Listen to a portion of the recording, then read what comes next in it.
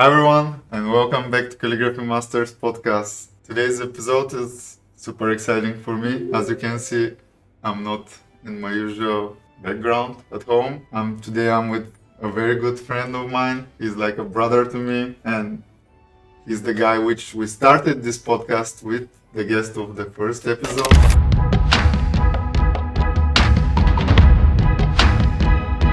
Well, Antonio, so hi Paul. Hello Milan. Welcome to my studio.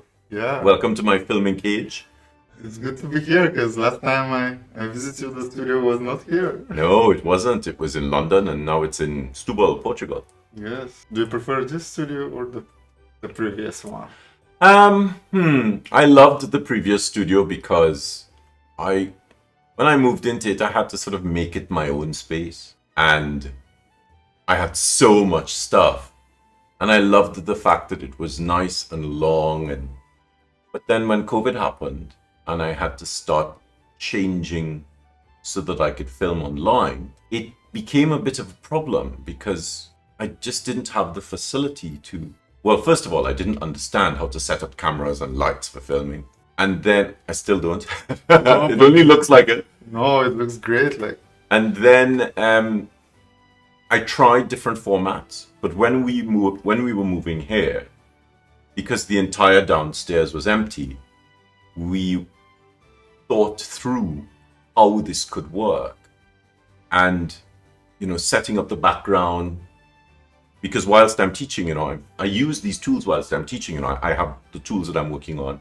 And if a student says, oh, how does it work with, a pentel brush pen, a sign pen, or Tombow Fudenosuke, or a Kuretake brush, I can just reach up here and take them. So they're set up so that I can access things easily.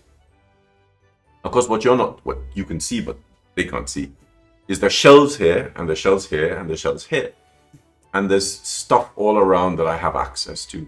So this was more sort of purpose-built, knowing that, we had moved here and that I would be doing more online classes. And of course, once I set up the community, I knew that there'd be a lot more online content. So I missed the food in Brixton. I mean, really, I missed the food in Brixton. What? The food was great. Your food is great. Yeah, but and you're here, so the food goes with you. But I miss access to spices and herbs and, going outside and getting a jerk chicken sandwich. You can't get that here in Portugal. But, you can get the Portuguese version of it. And of course, you've seen the studio, so you know that there's a color wall over there. And you've sat in the teaching area. So, that's a very separate area. Even though I sort of work between this table and this table. So I actually have, it's funny because when I was at art school, when I was at Reigate, I had two sets of tools. I had tools for home and tools that I left at art school. okay. And then when I got a studio, they all sort of amalgamated. But now, even though a lot of it's here, some of it's there. I actually separated the tools again. So I have a set here and a set over there because when I'm working, I don't want to have to get up to get something. But you have a lot of tools there also. But those tools, so of course there's a corridor where the products, the PS products are.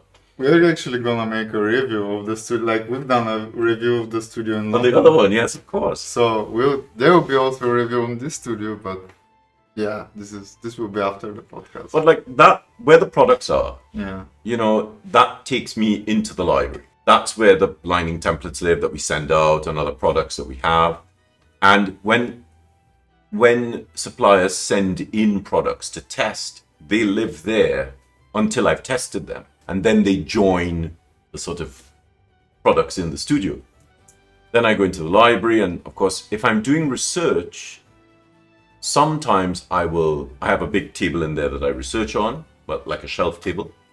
And I'll do the research there. But if the research requires ink, I'll bring it here because I don't allow ink in the library. I was also wondering, are you supposed to read the books only in the library?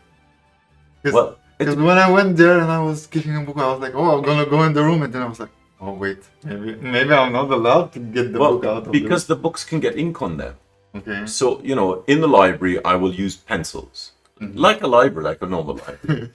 But if I need to use a pen or a nib with ink, I will set up a table in front of the shelf, and I'll clamp something to the shelf so the book is far away from me and it's up on a lectern.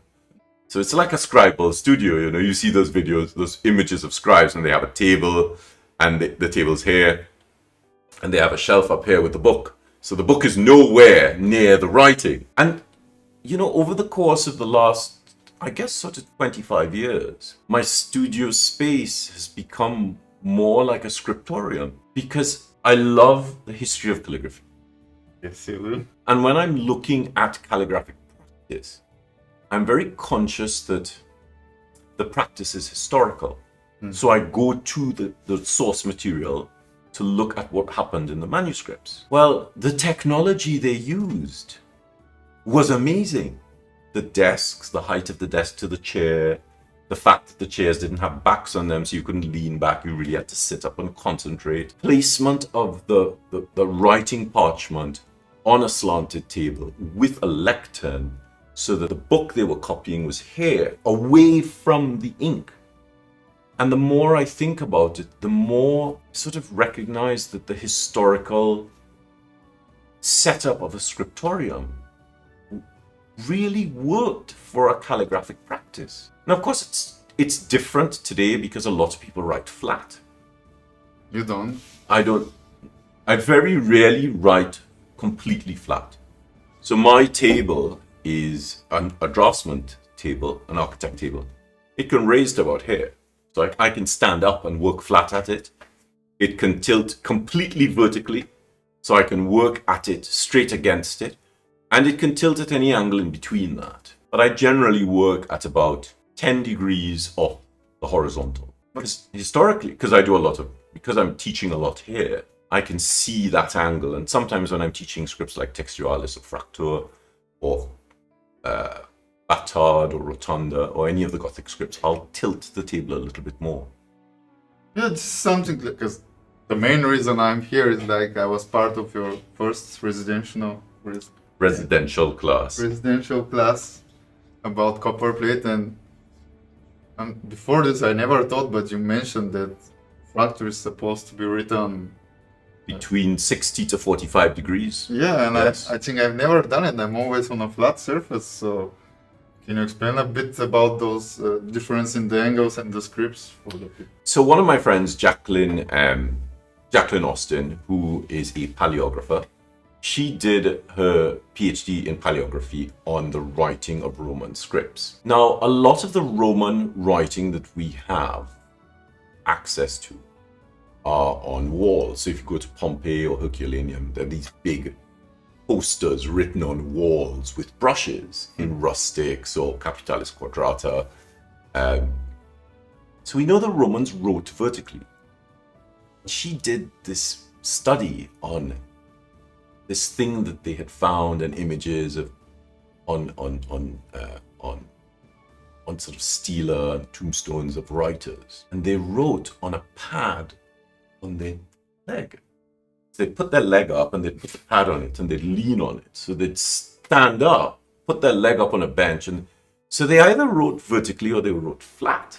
Huh? This fascinated me, and so Jacqueline introduced me to this, oh gosh, like 22 years ago. I remember talking with her about it, and when I was at Reigate, both Gaynor and Gerald, Gaynor Goff and Gerald Minot, Gaynor taught me calligraphy and Gerald taught me heraldry.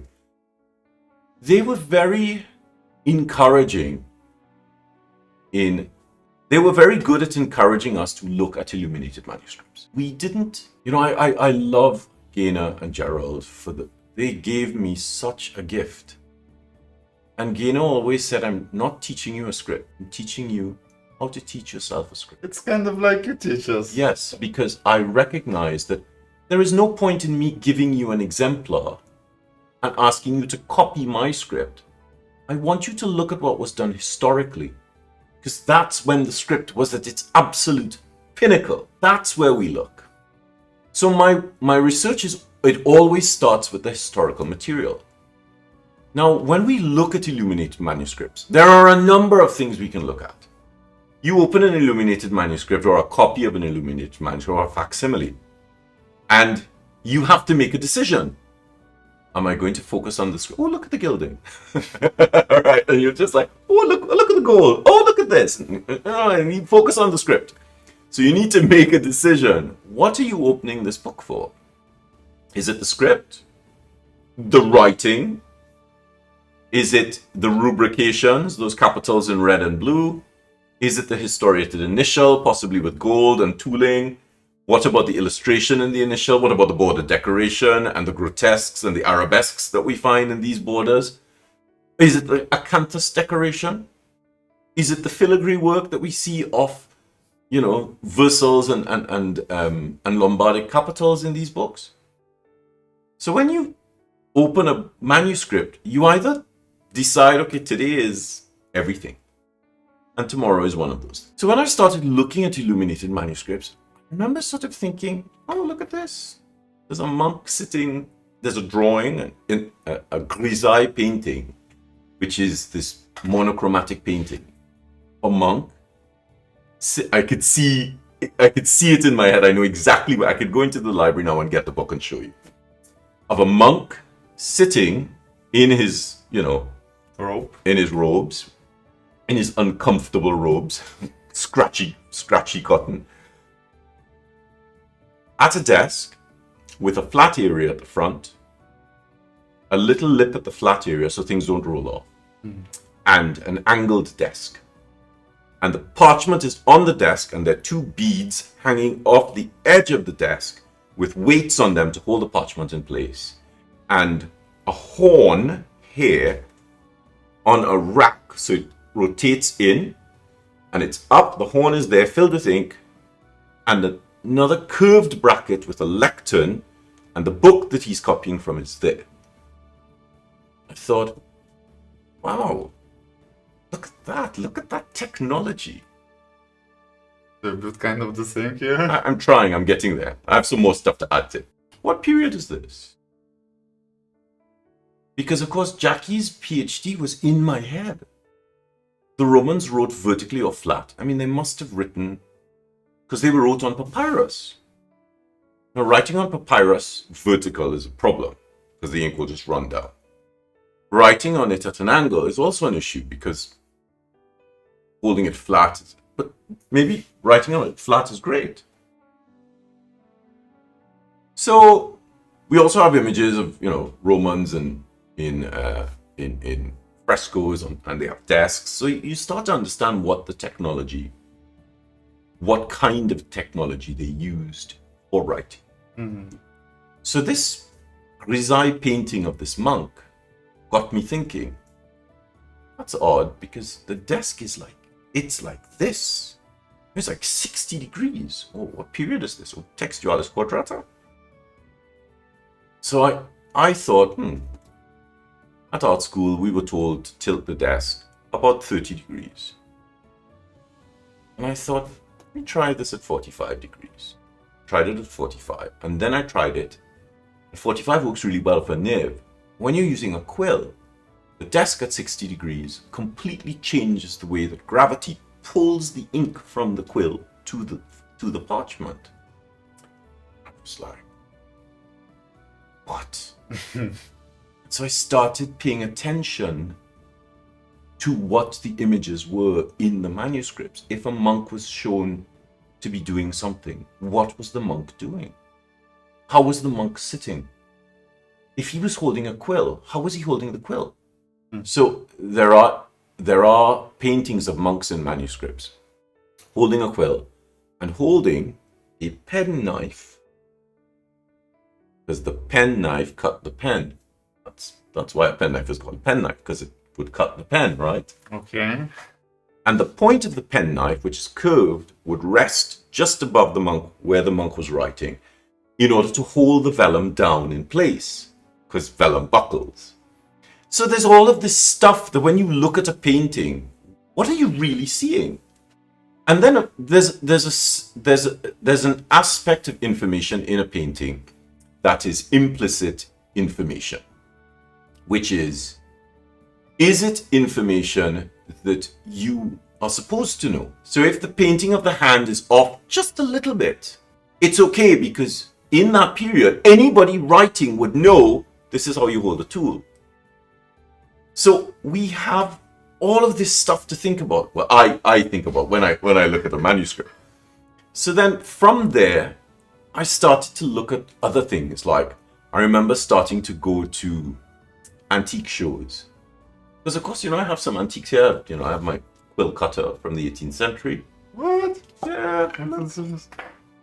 What? So, and you could cut quills with it. So we'll talk about that later. So I have lots of antiques in the studio. And when I started going around antique shows to buy pens and pen stars, look, these are antiques. These are from the 18th century. All of them. And Yeah? yes, this one. But you mean A the couple holder or the stuffs? The holder. Oh, okay. So the pen stand or pen rack. Okay. So I sort of thought, and I remember going to this antique shop, and the guy said, "Oh, this is a typical 18th century desk for writing." And I was like, "Really? Tell me more." And the desk was really tall. And I thought, oh, I've seen pictures in engravings of scribes on the docks making ledgers of goods that are leaving docks. And they would stand at the desk, and underneath the desk would have like papers and that kind of thing. But the desk was about that angle. So I thought, well, that's interesting. These desks, and the hinge is not at the bottom, so it doesn't do this. The hinge is at the top, so you can open it and put your inks and everything inside there and lock it. And so I thought, oh, so in the 18th century, the desks are at about 20 degrees. And then I started trying to extrapolate based on the desk angle how the script would be written. So I mean, I'm talking about this and it sounds very simplistic, but it's way more technical. No, but this makes me think. This makes sense, but back then they didn't use paper, so maybe. When didn't they use paper? I don't Go know. ahead. I don't Dig know. that hole for yourself. You just said they were using vellum and. In the Middle Ages, yes, but remember, once Gutenberg started printing, When is soon after, in the middle of the 17th century, 14 something, when Gutenberg started printing, paper came into England, paper came into Europe. Once paper came into Europe, writing spread because we had a surface that was less expensive. So more people could write because more people had access to writing implements. Now, once paper came in, things started to change. So I don't know if you remember, we were talking about this earlier on during the residential class, and I was saying to Anna, who was here, that I had this client who got some paper from an Italian mill in Amalfi, and they wanted copperplate script invitations written on this paper. The paper was so beautiful. And I thought, yeah, sure, no problem. But I couldn't write on it. Yeah.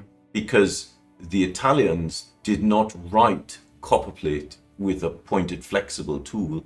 They wrote cancelleresca with a broad edge tool. So the paper works well for cancelleresca, but it doesn't work for copperplate.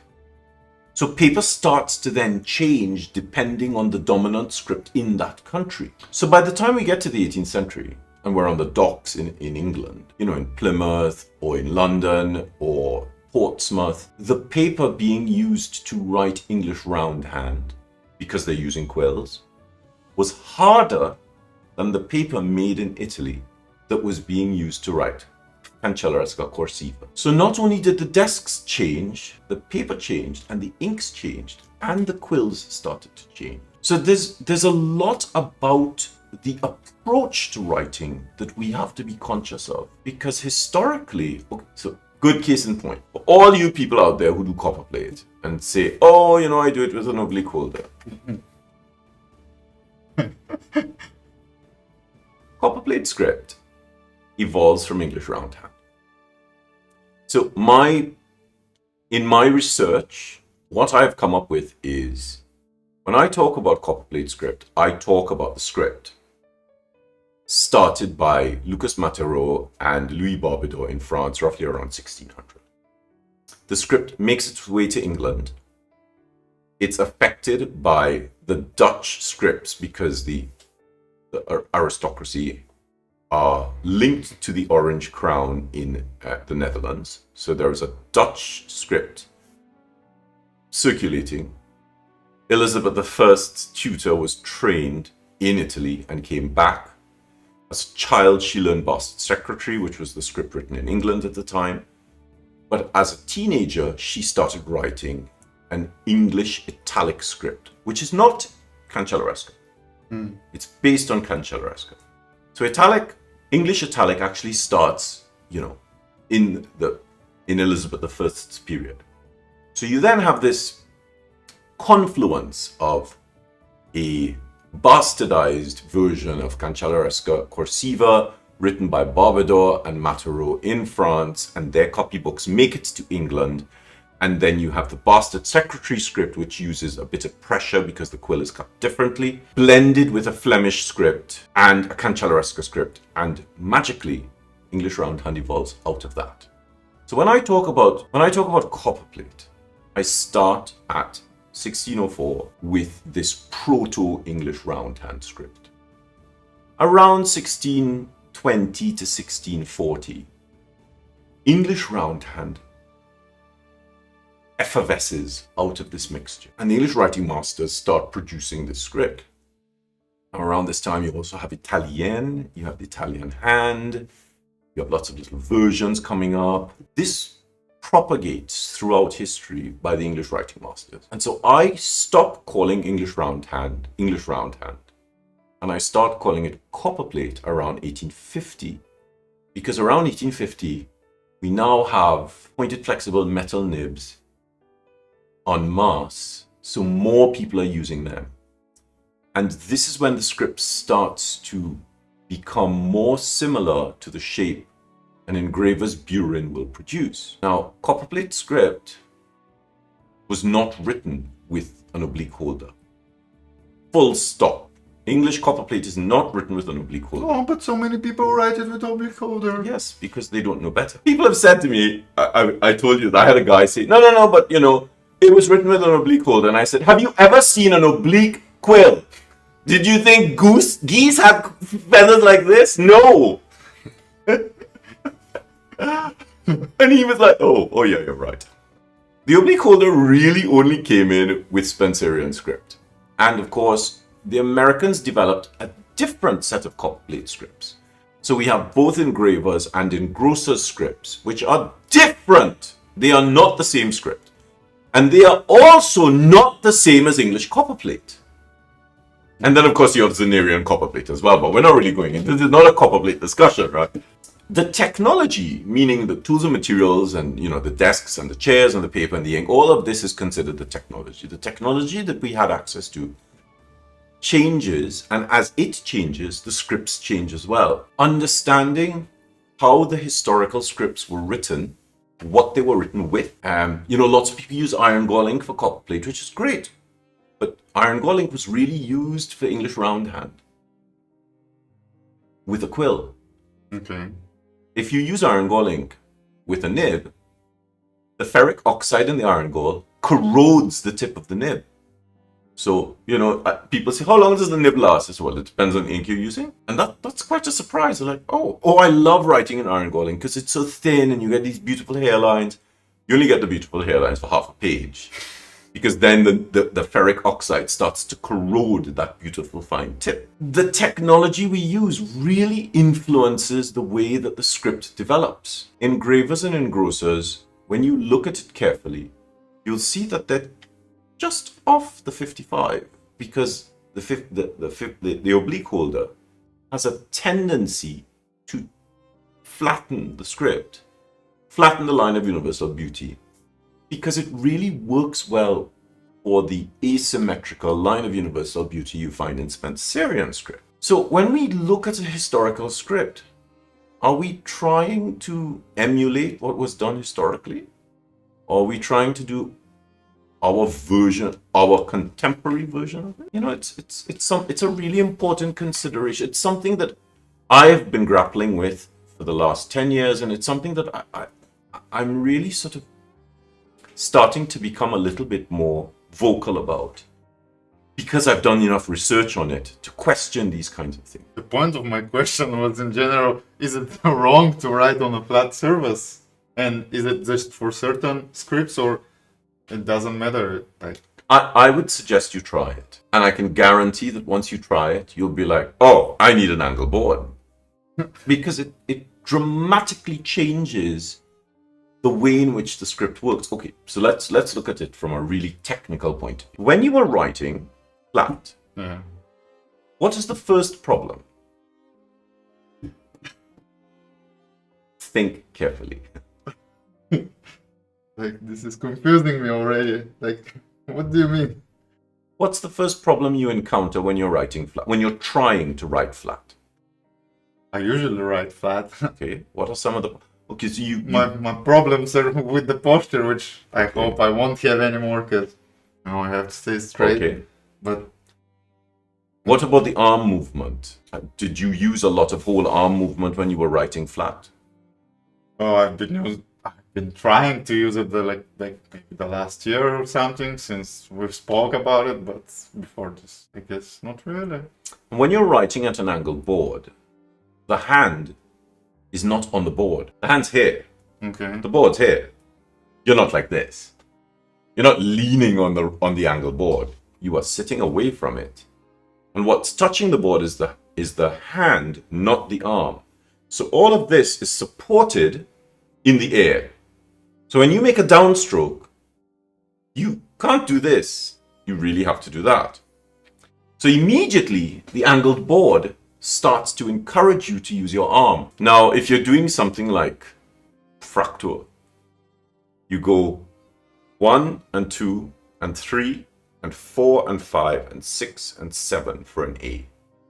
If you're on a board, you go 1 and 2 and 3, and so you're stuck on the arm because you're leaning on it. So immediately, the angled board changes the way you respond to the writing of the script. It's like brush lettering. When you do flat brush lettering for, let's say, Roman, now I've learned flat brush lettering with quite a few people. Only one person's technique really stood out for me, and that was Tom Kemp. I knew it was gonna take you. So Tom's... There are no brushes here. So the brush is over there. But he holds the brush in a totally different way. But it allows the brush to give you 420 degrees of rotation. Mm-hmm. You can produce shapes that you can never produce holding the brush like that. But isn't it hard to hold it like this? Like, to control the brush like this? Of course it is. But it becomes easier with practice. Okay. Like anything. Yeah. Tom's technique is flawless. It produces shapes that no other brush hold can produce. Mm. Now, that's a technology that Tom put together to help us write this kind of script more easily. That works beautifully if you are writing against a vertical wall. Mm. If you're writing on a flat surface, you need to lean over the surface to try and get it to work. You might even need to cut the back of the brush off because it's too high.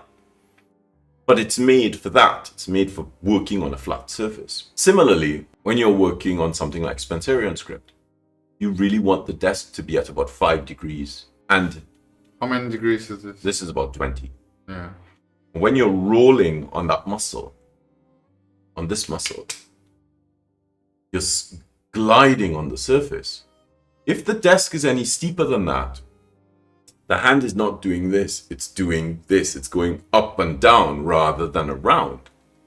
So already the position of the desk creates issues. And it's all about the script. So I always talk about the nib, the ink, and the paper working together. That's your basic combination that you have to deal with. But before that... This is knowledge that you have to figure out on yourself. Well, yes, you have to take the time to test papers and inks and nibs together. But I mean, a part of you, are there other people who talk about even Now that there stuff? are. Lots of people are starting to talk about it. Okay. But it's also about the chair and the table. So, I developed my prerequisites. I developed the prerequisites so people can watch them before they do a class with me. And they've sorted out how high their chair is to their table, where their arm is. They've learned all of that. I mean, not you, obviously, because you've had these videos for years and you've never even looked at them. But that's besides the point, right? We're not getting into this conversation. Because you just had a class and you didn't even do any of it. So I'm really not going to talk about this. That is technology that you must sort out before a class. Where is the chair in relation to the table? Where is the page in relation to the edge of the desk? Where is your hand in relation to the line that you're writing on? Immediately, that's your posture, your placement, and position. By the way, those videos are on the channel. There will be links in the description. Yes, you should try and use the link. That would be very good. Yeah. You should try and use the links. You know what's the problem? I've watched these videos, but this is so long time ago. And I don't practice that much. So I've watched them maybe once. And if I don't apply it, of course I won't remember it. Well, but after those days, I will remember. So I've had students who say to me, because they're like, how does this work? I said, go back and watch the video. Go back and they watch the video. And they go, did you add stuff to the video? I'm like, no. Are you sure? I'm like, yes, I'm sure. I've not touched those videos. I'm planning on refilming them, but not yet. Because there was information there that I hadn't gotten the last time. I said, because you weren't ready for it. You had to practice through it. And then when you sat down to do it, you'd be like, that's interesting. For example, I was really frustrated with all these things because there's so many new things that I had to pay attention to. And I was totally overwhelmed because I have to think about my posture, about my hand, about this and this and this at some point. And the breathing. And the breathing. Yes. And yes, I was at some point I was just blocked. I couldn't do anything. I was what to think first for? So many things to think about it. That's a really good point. So what do you think about first? Yeah, I don't know. You know how you get past that? How? You take a breath. Yeah, many times I was trying to breathe, but then you explained that we have to breathe in the rhythm of writing, and then I tried to start writing with the breathing, but then it takes me few inhales, exhales, and it was so confusing. Yeah, because then, so look at what you've just explained. I think nobody else is teaching something. I don't know, I haven't attended classes with other people, but I'm pretty sure, I spoke with David Grimes about this, and he was talking about how he's talking about breathing. I think Mike Ward talks about it as well. Mm-hmm. I think people are starting to recognize that it's a really important part of the breath work. Christopher Hunnes once said to me, when you're doing Roman caps, every stroke is an exhalation. So you basically have to breathe between every stroke. Because you have to exhale. So you can't exhale and exhale again because you have no air to exhale. You just fall over on the desk, right? So people talk about breathing. Maybe more, I think now more people are starting to teach about it and how it's connected to the writing. For cursive scripts, I always tell students, we inhale on the upstroke and exhale on the downstroke. But we also inhale on an upstroke that doesn't exist. It's a trace in the air. A ghost stroke. A ghosted stroke. But we exhale on the downstroke, which is the mark on the page, and the line is made up of the mark, the trace, and the mark. And getting people to see where that movement is and what the pattern is, that's part of the fourfold symmetry that I developed for the writing of copperplate, but it extends into all the scripts we learn. When we do textualis, you do 1 and 2 and 3. But it's actually and 1 and lift and exhale and inhale and 2 and lift and inhale and 3 and down. And then you inhale again. And what that does is it slows down your response to the writing, because the biggest problem for writing most calligraphic scripts is speed. You watch people starting to writing like this, and you're slow down, slow down. I think this is actually when I realized, I knew it before, but doing the class, I realized how much bad influence has internet and all these speeding up and stuff. Like, I know I'm speeding up videos also, but I have to keep up with algorithms and stuff. But I realize how bad influence this has, because once I had to face it, and even you say, oh, you have to write slow, and maybe you write slow for yourself, but even your slow for me is like, I'm like, what is this? You're telling me slow, but you do it fast. And imagine like watching all these videos where people is like, And one of the other problems is, it's not just that people double or triple the speed of the video. If you triple the speed of the video, that's fine. But when you increase the speed by 20 or 50%, and it's still close enough to the speed that you originally wrote it to, that for me is bad. Because people who don't know what they're looking at will go, oh, that's the speed I need to write at.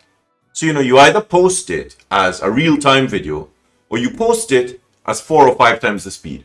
Don't post it between that, because then it confuses people. Now, if you want to skip sections and you start writing and it fades into something, it's like, I can't do any of that nonsense, so I don't bother with it. So you get a true sense of the pace of the writing. And that's where the magic, when we write at that pace is usually connected to the rate at which we're inhaling and exhaling. But more than that, it's connected to our heartbeat. So if you can hear your heart beating as you're writing, and you're listening to it and you're writing with the rhythm of your heart, everything changes. The heart rate slows down, your blood pressure drops, you start to feel a little cooler. You're so at peace with the writing because you're connecting with the writing through your heart to the paper. It's so magical. It's a very, very different experience of writing. And this is, when I teach my calligraphy and meditation class, this is a big part of the practice. How do I get students to slow the writing down? And look, I'm even talking about it, and the cadence has changed. My voice is deeper and richer because I'm working at a slower pace, and I'm really sort of taking my time, and the writing starts to breathe. You're just along for the ride. It's so, that is so lovely when you're in that position. It is. Yeah, but let's talk about other stuff, because the main goal of this podcast is sharing your journey, but you've done this in episode 1. So I want to speak for a few things that happened since last episode. For example, since last episode we made Nips podcast, which has been on hold for a long time. Some people lately have been asking for it. So, if there are people who want Nips podcast episodes, give us some topics that we should speak, that Paul should speak about it. I will listen. This is how it works. I listen mostly, you speak. But yeah, like a lot has happened since last time. First of all, you were living in London. I was living in Sofia. You're not anymore in London. I'm not anymore in Sofia. And what happened during the last 2 years, I guess? 3, maybe? It must be 4 years. How is that 4 years? So 23. Yeah. 22, we were here. 21, we moved here. I got COVID in 20, at the end of 20, into 21. Yeah, but in So 2020 all of COVID, I was in London. All of 2020 was COVID. Yeah. So it must have been 2019. No, I was 2020 in London. Did you come at the beginning of the year? Yes, right before COVID came. Oh, I thought it was It was January or February 2020. I came, and once I came back, I like... Oh, it was your fault then. Yeah, You spread COVID across the world by traveling to London. I'm not sure if we should use the words, like, maybe I have to mute the word, because, YouTube might hear COVID and do something on the video or the podcast, which I don't want, but... Yeah, and yeah, you went through it like a lot happened since Yeah. that. Okay. I was working on a job for Braun, a big campaign launch for a new epilator. And the guy, Ben at Braun, who's a friend of mine, said, "Oh, we have this campaign coming up. I really want you to be a part of it. We have 3 artists. We're giving them an epilator which has this head that moves in all directions. And it's for shaving legs, you know. Okay. But we want you to see If you can write with it. use it. Because if you can prove that it can do something other than shaving hair, then obviously the movements and the rotations it can make will prove to people that it is a superior product." And I was like, "Oh, okay, no problem. Send me a couple of them." So he sent me a couple of them, and we talked about how to remove the epilator bit that sort of grabs the hair and pulls it out. And we put some felt on it. And so we tried different layers, and it was a flat edge, or it was a sort of rounded bit. And I tested ink, and so we had this campaign. And so I went on site, and they were like, "Okay, so we want you to go to Milan, to Berlin, and to Paris to demonstrate at this big launch, blah, blah, blah, blah, blah." I was like, "Yeah, no problem, no problem, no problem."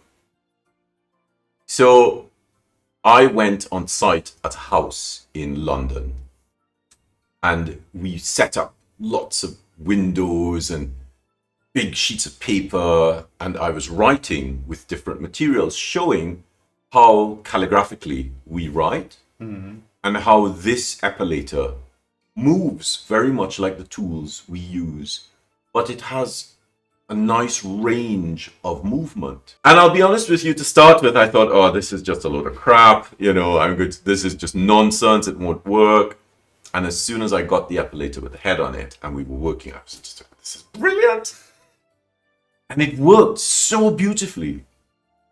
And I sort of surprised them because they set up all the cameras and they filmed me, and I was there for 2 days. And the last film sequence, they said, "Okay, so what are you going to write?" And I said, "I'm going to write something. You just need to film it." And they said, "Oh, but you need to tell us." And I said, "No. You'll film it and you'll be happy with it."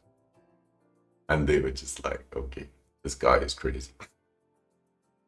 And I'd been practicing writing Braun because it's a monoline script and the epilator moves around the curves. It was just brilliant. And I did it, and everybody in the room, they were like, and the cameraman was like,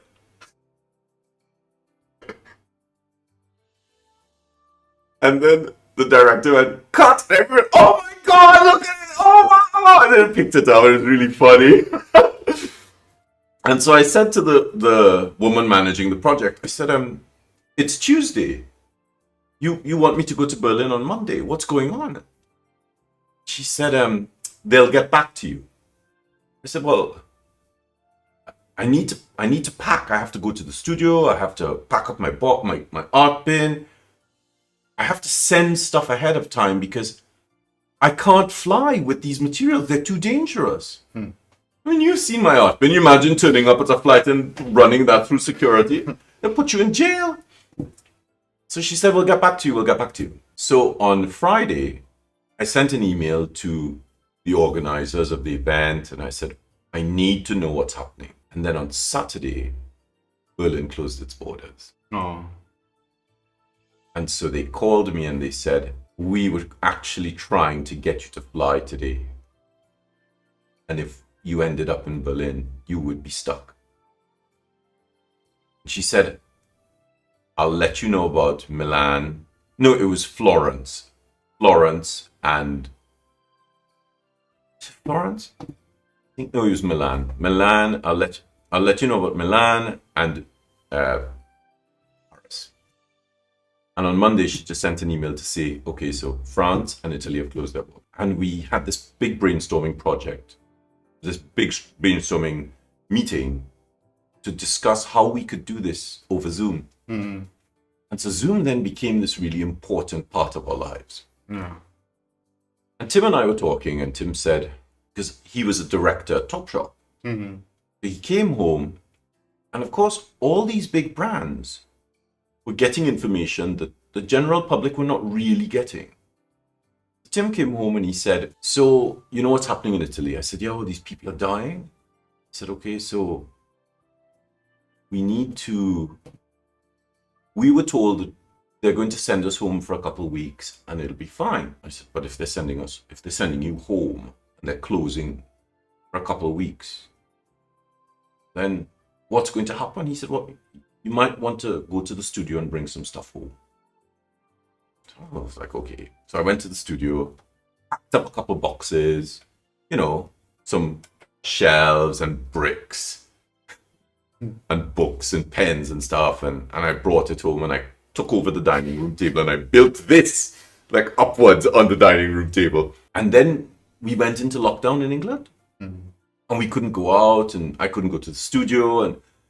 And in the studio, it's just me. So if I wanted to go to work on my own, I could cycle to work really quickly, like 5 minutes, and get into the building and run up to my studio and I'd be on my own. But that was too dangerous. Because neither Tim nor myself wanted to catch. We didn't want to get sick. So I started working from home and I sort of went into a bit of a depression because I got in touch with the Seattle Guild through Leo Shallot, who's one of the calligraphy masters. Is he? Remembers? Is he not? Yes. Yes. No, because when you say one of calligraphy masters, it sounds like, everybody who is in, it's a calligraphy master. And I know I've explained this, but calligraphy masters crew is just people passionate. Of course, they are masters, like you're a master. But in the beginning, many people were masters to me, which, they didn't think of themselves like a master. I never thought of myself as a master. Well, you're one of the greatest masters in the world. So Leo and I were talking, and Leo said, come to Seattle. And I haven't seen Leo for a long time, and Leo and I are very good friends. And I said, okay, I'm going to come to Seattle, and we could do some meditating together and walk in the sequoia forests and, sit and hug some trees and, And so we spoke to Lisa at the guild, and she was like, what? Paul is coming to visit you? I don't think so. He needs to set up a workshop. So by literally in a day, we had set up a Saturday and Sunday class. And then she called me back to say, oh gosh, the class sold out. Can you run another one? So I had to set up a Tuesday, Wednesday class. And she said, oh my gosh, both classes have sold out for like 30 people each class. Wow. She said, do you think? No, don't ask that question. She was like, okay. Because, if I'm traveling to the States, I would go to Toronto to see my sister. And I'd probably end up teaching in Toronto and then go to Seattle and then go to maybe 2 other guilds. Because, if you're traveling from Europe to the States to teach, you really have to teach at 3 guilds to make it profitable. So those classes were sold out. And a couple of other classes started to sell out in the States. So that whole trip sold out. And I was talking to guys at Ziply in Malaysia because the Rhodia pad had been finished, it was ready, it was in production, and they were ready to go out. So that year I demonstrated the Rhodia pads. I mean, when I was in London, you were just starting, you had, I think, one of your first samples of the template, which came just not so long ago, so... And so the pad came out in 2019. What? No, in 2020. No. I'd been working on the pads with Rhodia in 2019. Yes. Then we had the sample pads delivered at Paper World 2020. So I was demonstrating at Paper World on these pads, and I hadn't seen them. I was like, oh my god, the pads, look at my logo, oh, look at the color. Look at the black on the white. Look at the pink on the grey. And so I was so excited. There was so much happening. And Ziply are the distributors for Rhodia in Malaysia. And they have big stores. And they're really lovely. The guys who run it, Alvin and Jason, they're wonderful friends. They're like brothers to me. And we met, and it was this amazing friendship. And you know what that feels like. You're just like, oh my gosh, you're so connected to these people. They said, oh, we want you to come out to Malaysia, for 2 weeks to demonstrate in the store. Your pads are coming out. And, what about what about teaching 2 workshops? And then, I'd met all of the distributors for Rhodia in Asia when I introduced them to the pads and the touch range that I helped Rhodia produce. So the Singapore distributors said, well, we're just across a bridge. Can you come to Singapore and teach a workshop? So we started working out, or they'd pick me up on like a Tuesday. So I'll fly on a Monday. And then there'll be a demonstration in a store on a Tuesday, and we'll go here on a Wednesday. We'll go to this store, and then we run a workshop, and then we have a full weekend workshop on this Saturday, and then we'll do a couple of the stores, and then we'll go and eat, obviously eat every night, which is exciting because Malaysian food is so wonderful. And then they would drive me across to Singapore, and I would do a demonstration in the store there, and then I'd do a workshop in Singapore. And so I started looking at going to Hong Kong and then going to South Korea, which I hadn't been to, which I still haven't been to. And I really wanted to go to. And the distributor there was just like, yes. And then the distributor in Japan said, come to Japan, come to Japan. And I was like, oh my God. And I said to Tim, okay, I'm away for 2 months. And he was like, what? And so all of that was getting set up. And I had a couple requests to go to Italy to teach, to go to Germany to teach. And things really started to happen. And then it all evaporated. And I really just sort of fell into depression because all my travel and teaching and work, everything disappeared. I really struggled to get out of bed. I was like, what am I going to do? There's no point. And then people started, I started doing a little bit online, and I couldn't sleep. And so I'd come downstairs and do research, and I started doing more research because I had the time to do the research now. And I made some really amazing calligraphic discoveries that would not have happened if I had insomnia. I didn't have insomnia because, 3 o'clock in the morning, I'd be lying in bed. And I'd just go downstairs and try and do something. And I'd be sitting there in a state of in-betweenity, sort of between wake and sleep, trying to work and not really working, but just sort of in this haze. And in that phase of brainwave patterns, you're so open to the universe. And the universe goes, here you go. And you go, oh my gosh! Oh, how did that happen? Oh, and you figure it out and you make some notes, and then your brain goes, oh, wow, go to sleep. And so you go to sleep and you wake up in the morning and it's there. So I had lots of these epiphanies whilst I was, stuck at home. And then, of course, spent a lot of time baking bread and cooking and, growing tomatoes in the garden. And just, Tim and I were in the house constantly. Then we came out of lockdown and we went back into lockdown. And of course, the pads got launched. But because the docks all over the world were closed, they couldn't ship them. And I'd been posting about them, and, distributors in Australia, and people in Australia were like, when are the pads getting to Australia? I'm like, I don't know. I can't get out and push the ships. And then the pads started rippling through the world. So they were in France, they ended up in England, they started moving through Europe, they got to the States and Canada, and then they got to Asia, and then they sold out. And I was like, oh my God, the pads have sold out. So they had to do a second run. And that second run sort of got to New Zealand and Australia, New Zealand, Tasmania. And then people started posting about them. And it was so wonderful to... And I did all these videos to help people understand how the pads work. I mean, and those videos are now... I had to take them down, but they're now up because I ran into a problem with the QR code that I had on the pad and the lining template, and I couldn't get access to it anymore. And long story. Involving thieves and also... Yeah. So, anyway. You don't want to speak about No, it? not really. Okay, like So- we can speak about it without mentioning No, the no, person. that's fine. That's fine. So, and then the pads. So because I lost access to this code,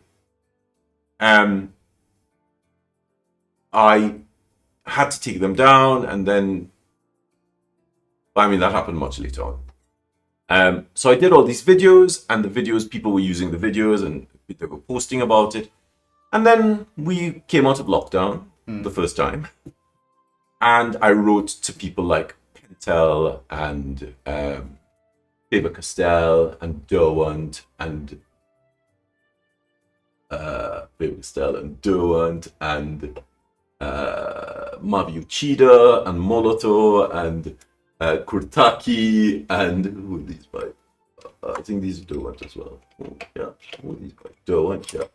And you know, like Spectrum and Senior and Pilot and just everyone saying, I have these new pads, can you send me some products so I can show people how the pads work on the products? Because I wanted people to use the pads, but I didn't want them to waste money. And there were things that wouldn't work on the pads, like some of the Ecoline inks wouldn't work on the black pad because they're transparent watercolor. Yeah. But some of the other products that they have work wonderfully on the pads. So saying, well, this will work, but this wouldn't work, I thought was really useful for people. And they also said, people would say, oh, this is really useful because I would have wasted my money to buy something that I thought would work. But who's gonna write with watercolor on a black paper? Some people don't know because they're just starting out, and the watercolors are nice and the pads are nice. So if you don't know, you don't know. And And you I- have to have so much knowledge for this. But if you add chalk to watercolor, you can write on it. What? Oh. See, you don't know. Right. Anyway. So like I said, if you don't know, you don't know. Okay. Okay. Point taken.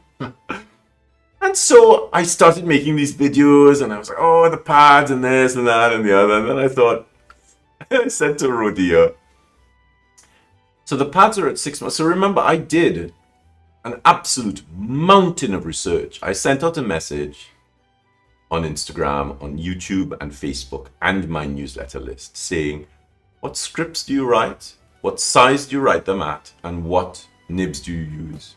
And I must have gotten like 5,000 emails. So this is 2019. I was going to India.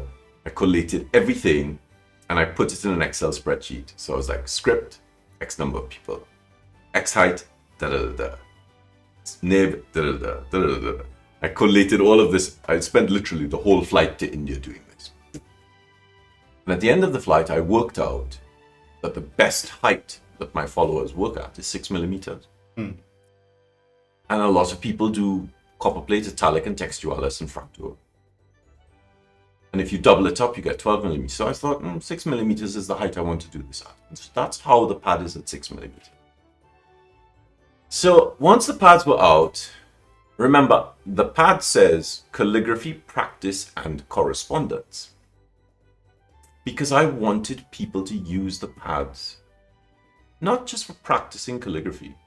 Because, you know, sometimes you're writing on white ink, black ink on a white pad, or brown ink on a white pad. It can get a little repetitive. It could be a little bit boring. But if you try writing in gray ink on a black pad, you know, that sort of spices things up a little bit. Or pink ink on a gray pad, or white ink on a black pad. You're like, oh no, this is nice. So you get excited, you re-excite people about the practice. So I thought, yes, let's do this. But I wanted people to start corresponding with each other. Because I love writing letters to people. So I do a nice, beautiful envelope, and then I do a beautiful letter on a marker pad page, because, you know, you could see the lines through it. The black pad and the gray pad have lines on them. Now, there is a blue pad as well, which is for copperplate script. I'll talk about that later. So, I was writing with a Sakura Jelly Roll number 10 white. Why do we have so many of them? Because I use them out. They're all used up? Not all of them.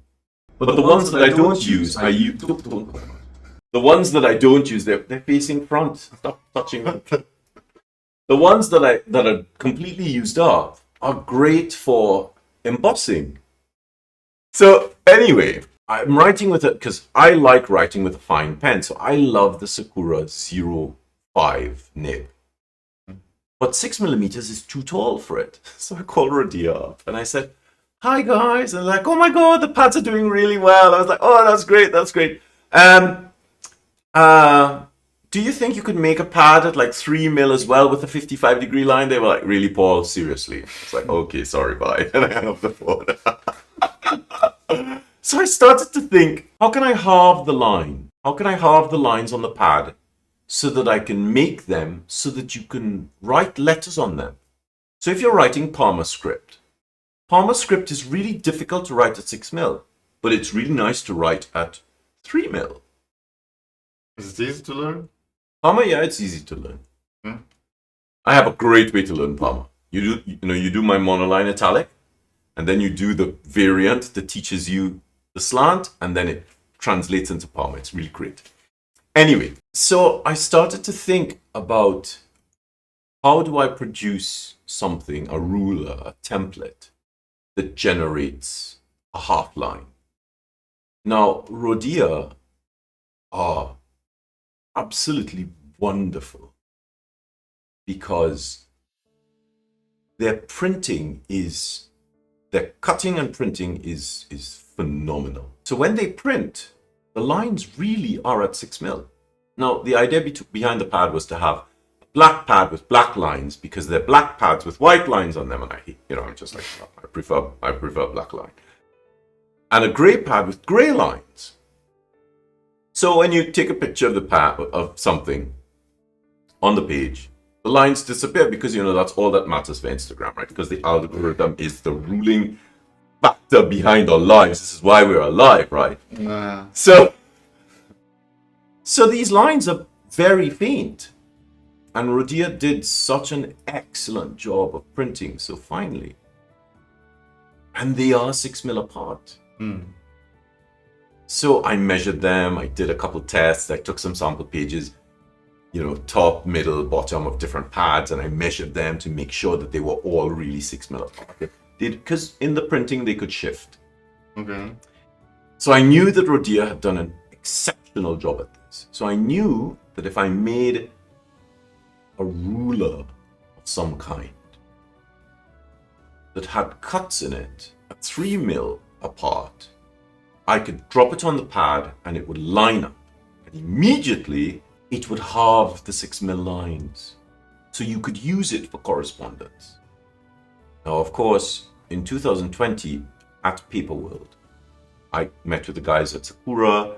We talked about the jelly roll pens, which they were making in 05, which were coming out. I talked to the guys at Marview Cheetah. I talked to the people at Uniball who make the Signo pens. I talked to everyone that made a white pen.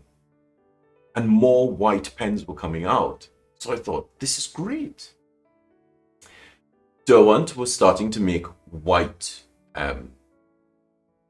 Their white pencils in their ink tents could work as well. And, I spoke to the guys at Viarco whilst I was at Paper World, and we just sort of talked a little bit. And I knew that they had products that might work as well, and I didn't end up working with them, but now I am, because they're here in Portugal, right? So fine. So I came up with this.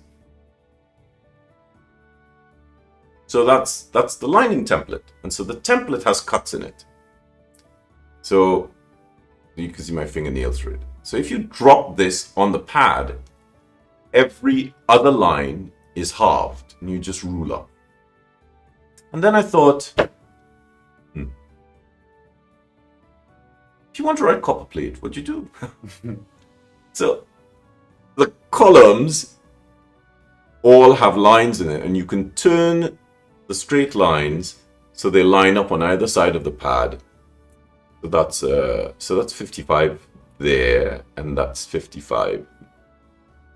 Yeah, where is it? 55 base, 52, 55 here. So if they're vertical, then the horizontal lines become a 55-degree angle line. And I was like, oh, excellent, excellent. How many of these can I fit in?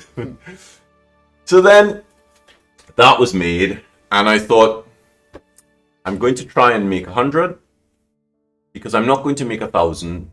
Because what if they don't sell? They won't sell. But also, I wanted to make 100 to prove to people like John Neal and, other distributors that this product does sell. We made it, we tested it. It sells. It sold out in 3 days. Is it available right now? So it's available now, but it's an upgrade. Okay. So there will be a link to where you can buy the templates, and there will be a link to a review where how you can use the whole template, because it's much more complicated. oh yeah. Like, But there are 36 videos. what do you mean? I've made 36 videos teaching you how to use the template incrementally. Wow. Well, I don't know if I will be linking all of them, but they'll be linked. Oh, they live in one place, so you can just share that one link. All right. Right. So the lining. So I started working on the lining template. Now, I had assumed that I knew in sort of 2015, I knew that I would need to stop doing a lot of envelope addressing, and I loved addressing envelopes because the practice you get from it teaches you things about the script that you couldn't learn if you were just writing a poem here or a poem there. Just the sheer volume of writing teaches so much. But I'd also damaged my hands from it because nobody taught me how to hold a tool properly. And so I knew that once I got to a certain stage in my career that I would have to stop doing as much of that kind of work. And over the years, I developed maybe 60 products to help in the studio. So one of the products I developed, so this template came out of the pad. But I developed a product in 2001. The one that was stolen? The one that was stolen. Called the Shadowcaster. Now, everybody who worked in the studio, they were asked not to share information about this product because it gave us an unfair advantage over the competitors. Because it allowed us to see straight lines on any color paper. So I was hoping to make that product first, but when the pads came out, the template became the focus because the pads were out. So I needed to halve the pads. And then the lining template came out and I was working on the Shadowcaster and ran into problems with it and then realized that somebody had stolen the design for it. But of course, my design for it, which we are currently working on, is based on my knowledge of 25 years of writing. And so it works in a very different way. It does lots of different things. And the thief doesn't know that. Well, I don't really care about the thief. Anyway, so over the course of, and so then the template came out and we went back into lockdown and we were at home and I started getting messages from my followers saying, I'm really struggling. I see you're not posting that much as well. And, I don't mean to pester you, but I really miss your posts and your posts really help me. And so I realized that our craft really helps people. Now, I knew this. We had a long talk about this last night. I knew this a long time ago. I knew that the practice of calligraphy, which should be something that we all encourage each other to do. When you become a writer, a calligrapher, when you join our craft, doesn't matter what level you're at. So like today we went for lunch. Yeah. And Philippa came over. And she was like, hi guys, and I said, and I looked at her and I said, she said something and I said, Oh, but I wrote the thing on the inside. She, oh my God, it's on the fridge. I wasn't here, and so I wrote it, and you said, how are you going to write? Oh, you have a pen? I always have a pen. Yeah, we were sitting in the restaurant and Paul offered to write her name. I was like, how is he gonna write? He doesn't have a pen with him. I'm like, and also, I was like, okay. And so I know. Now, I said to you, it takes nothing out of me to do this. Of course, it takes 20 years of practice to do it. But I know that if I do this for someone, it will change their day. Yeah. It takes so little out of me to do this, but that will make such a difference in that person's life. And they have their name. So I've had people come up to me in the past saying, oh, you remember you wrote my name 4 years ago at this restaurant? I'm like, I have no idea who you are, to be honest. You have to be honest, right? So they're like, well, I'm not surprised, but you probably do this a lot. I'm like, and they said, and I have this up. Whenever I feel upset, I look at it and it brings me happiness, brings me joy. So thank you. And so I know this is important.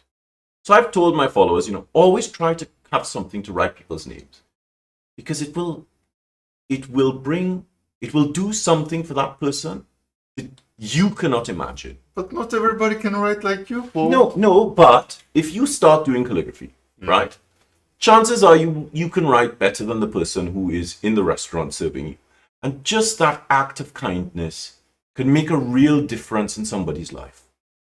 It's like smiling. It's like saying thank you. It's like, really sort of shaking somebody's hand and greeting them. It's or putting your hand on somebody's shoulder while you're talking to them.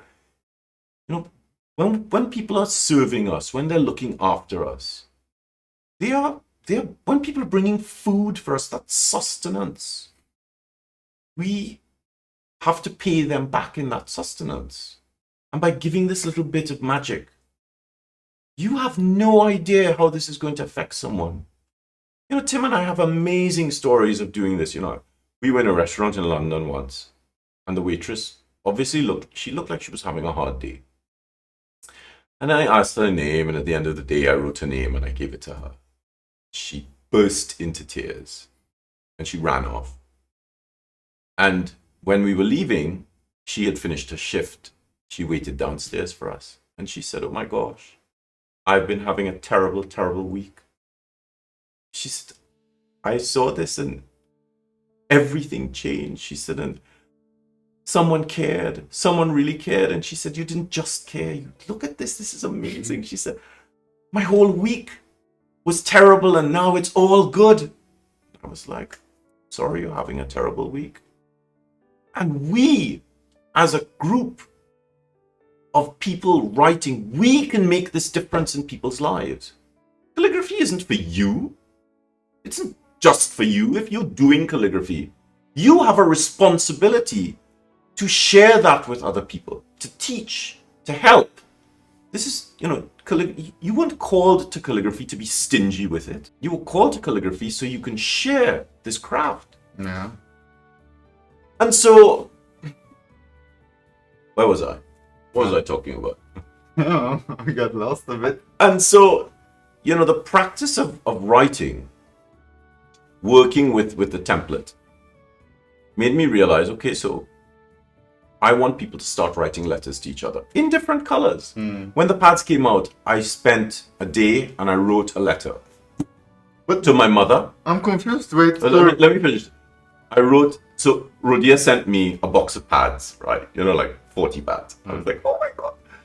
So I wrote a letter to my mother, my aunt, my grandmother, my sisters, my two sisters, my brother, two teachers who taught me at secondary school who I love. The ones that you told me about today. Yeah. Okay. And a couple other people, like Marvin Perrott, who I went to school with, who's one of my best friends, Richard Leslie, Roger Henry. I wrote to these people who I'm very close to. I wrote to them, got their addresses. I didn't tell them what was happening. Unlike Mrs. Gonzalez, who passed away last year, who I had to do the eulogy at her funeral. I was just like, I can't do this. She was my art teacher. And she came to my studio a couple of times. I mean, that was just amazing. And she got the letter And the phone rang. And I said, hello, Paul Antonio. And she said, Paul. It's like, yes, Mrs. Gonzalez. She said, oh my God. It came through the door, and she said, I picked it up. I put it on the table. She said, and I didn't open it. I just walked around it for for a couple of days because I was too emotional to open it. She said, of course I knew it was you. She said, but then I opened it carefully with a knife, and it was like a little ceremony. I had some tea there. Blah, blah, blah. And I was just like, oh. She said, and then I opened the letter and I read it. She said, and I wept. I wept so much.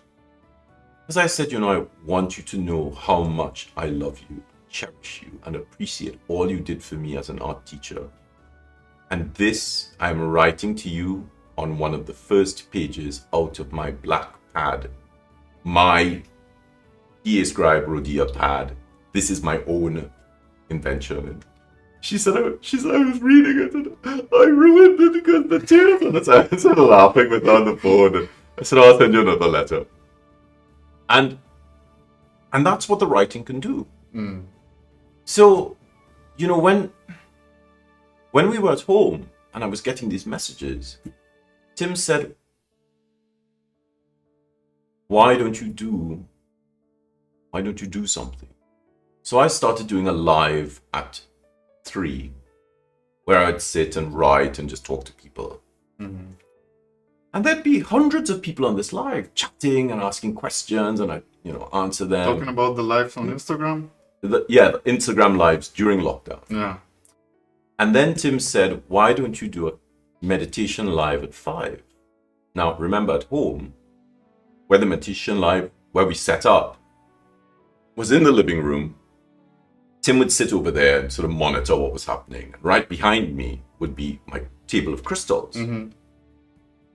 And so I would do a guided meditation, and I would get people to breathe, and there'd be like 400 or 500 people. And once it started to be regular, there'd be like 1,200 people on this meditation. Wow. So I started recording the meditation and putting it up on YouTube. So those meditations are on YouTube. Okay. And and I had people message me to say, you have no idea how these meditations are helping me. And so I was quite shocked that, and people were saying things like, I've never been able to meditate. But when you run through this process, one woman said, and I said, and you're on a beach. And she said, I've listened to tons of guided meditations, and I just lie there and I'm like, whatever. And I tried to follow along. She said, and you said, and you're on a beach. She said, and I opened my eyes and I was on a beach. The beach I was on this, I could smell it, I could hear it, and I could hear your voice guiding me through the She said it was amazing, and all the stress just melted away. She said, and I've been terrified at home. I've been so anxious because nobody can come into the house and because of lockdown. And so I did these meditation lives, and I sort of thought, you know what? I do this practice of calligraphy and meditation, where I teach people how calligraphy works in a meditative context. And we write lines, we breathe in tandem with the writing. Isn't this the class I did in London? Yes, so you did one of the classes because that was a class with the Enso in it. Yes. But this is a different class. Okay. So I thought, okay, well, at the end of 2020, I went back into the studio in December, and I did my first online calligraphy and meditation class, and I think there were like 200 or 300 people who joined the class. Everybody who did the class, 80% of the people said, I cried my eyes out. At some point I had to put the pencil down and I was sobbing. I was like, why am I crying? And it was such a release. So I started to build this calligraphy and meditation class, how this concept works with every script. And then on the 18th of December 2020, Tim caught COVID, and then I caught it, and then I ended up in hospital, and then I nearly died, and then I came out and I was so weak I couldn't walk. I lost the use of my hand because I had neuropathy all through my hand. I couldn't hold a pen. I couldn't remember how the letters were formed. I couldn't write. I just couldn't write. Yeah, you told me this, but you told it like just a few days ago. Yeah. Like I didn't know this, and like a person like you with all the skills and knowledge that you have and all this experience, like I guess there are other people who had to deal with something like this, but what But was with you? How did you deal with this? I when I was so ill, so I did a live. When I got out of the hospital, I couldn't, Tim said to me, you need to walk. And I was terrified. I was so scared, and I would wake up in the night crying because I would dream that I was in the hospital, but I didn't. I thought that I was still in the hospital, but I was dreaming that I was at home and I hadn't actually left the hospital and I was trapped in it was terrible. It was absolutely terrifying. Every night waking up shaking, looking around, just wondering, oh my gosh, is this a dream? Am I still in the hospital? And I'm dreaming that I'm at home. And really it was such, I mean, mentally it really messed with me. And Tim said you need to walk, so he would take me outside. And I could only walk like five minutes, and I'd have to hold on to the walls, and my legs were weak. I lost 20 kilograms in a week, my body was just wrecked.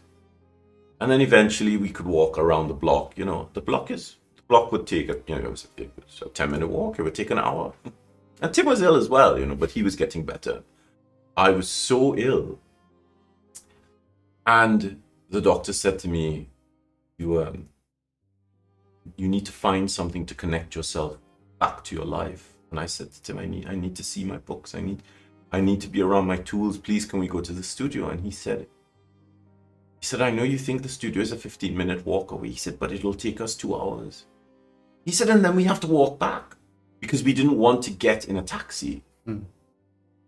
So it was like, it's like this epic journey to go to the studio, and we were planning for days and how much water we'd take, and we might have to take something to eat. Really? I mean, I'm not supposed to laugh, but it's crazy. Really, and you did that walk from the house in Brixton to the studio? Yeah. That's like 7 minutes. So we planned the walk, and we made sure that the walk would take us in the back streets away from where there were lots of people. Because I was terrible. I couldn't be around people. I would just, in my head, I would just hear myself going, oh my God, there's too many people. Oh my God, I'm going to catch this again. You're going to be in the hospital. Oh God, oh God. And it would just go out of control. And so I was so scared. And so we planned this walk, took our time, and people along the route knew what had happened. So they would see us and they'd be like, hi, how are you? And I'm like, hi, thinking, please don't come any closer. And we walked, we got to the studio, and we got in, and all my stuff was still there. And I just thought, I just walked around and I was touching things to just feel that they were real. I said to Tim, I need to do a live to tell people that this has happened, and I'm sorry that this has happened, and that I'm alive, but I'm really ill. Because I had planned all these classes. And people had started to buy classes, and I had to refund all the classes and postpone them by 2 months. And so I did this live, and Tim said, you can't post this. And I said, why? And there were thousands of people on this live crying, saying, oh my God, look. And people said I couldn't even look at it. I looked at the live like a year later. Terrible. I was grey.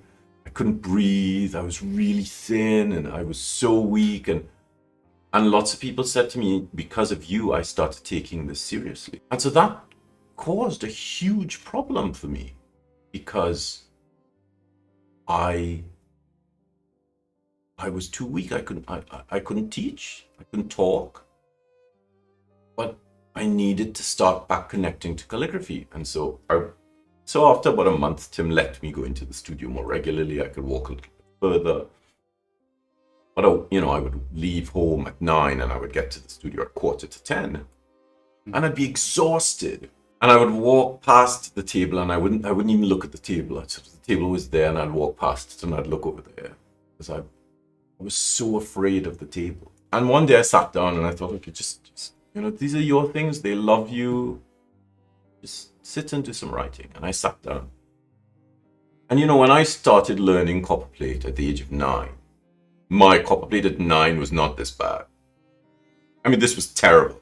The pen was shaking and the letters were awful and I couldn't remember some of the letters. And I remember putting the pen down and I was shaking so badly and I just started crying and tears all over the page and ruined. I mean, well, it was ruined already.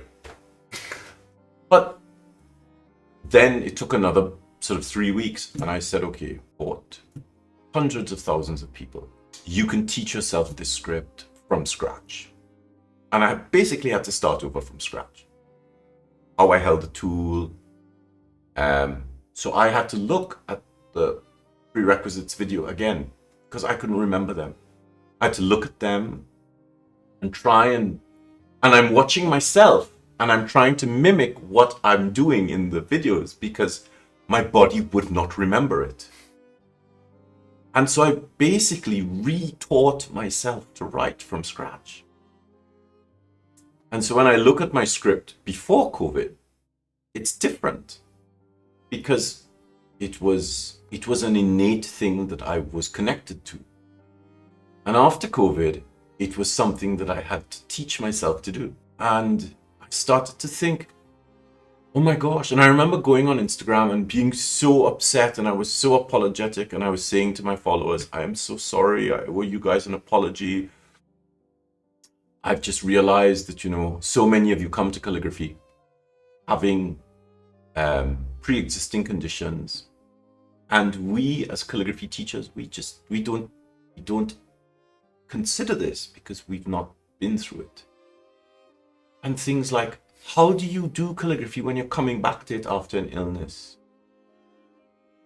People have had cancer and they come to calligraphy because they need some art therapy to help heal them. But sitting up is tiring. So how long do you sit for?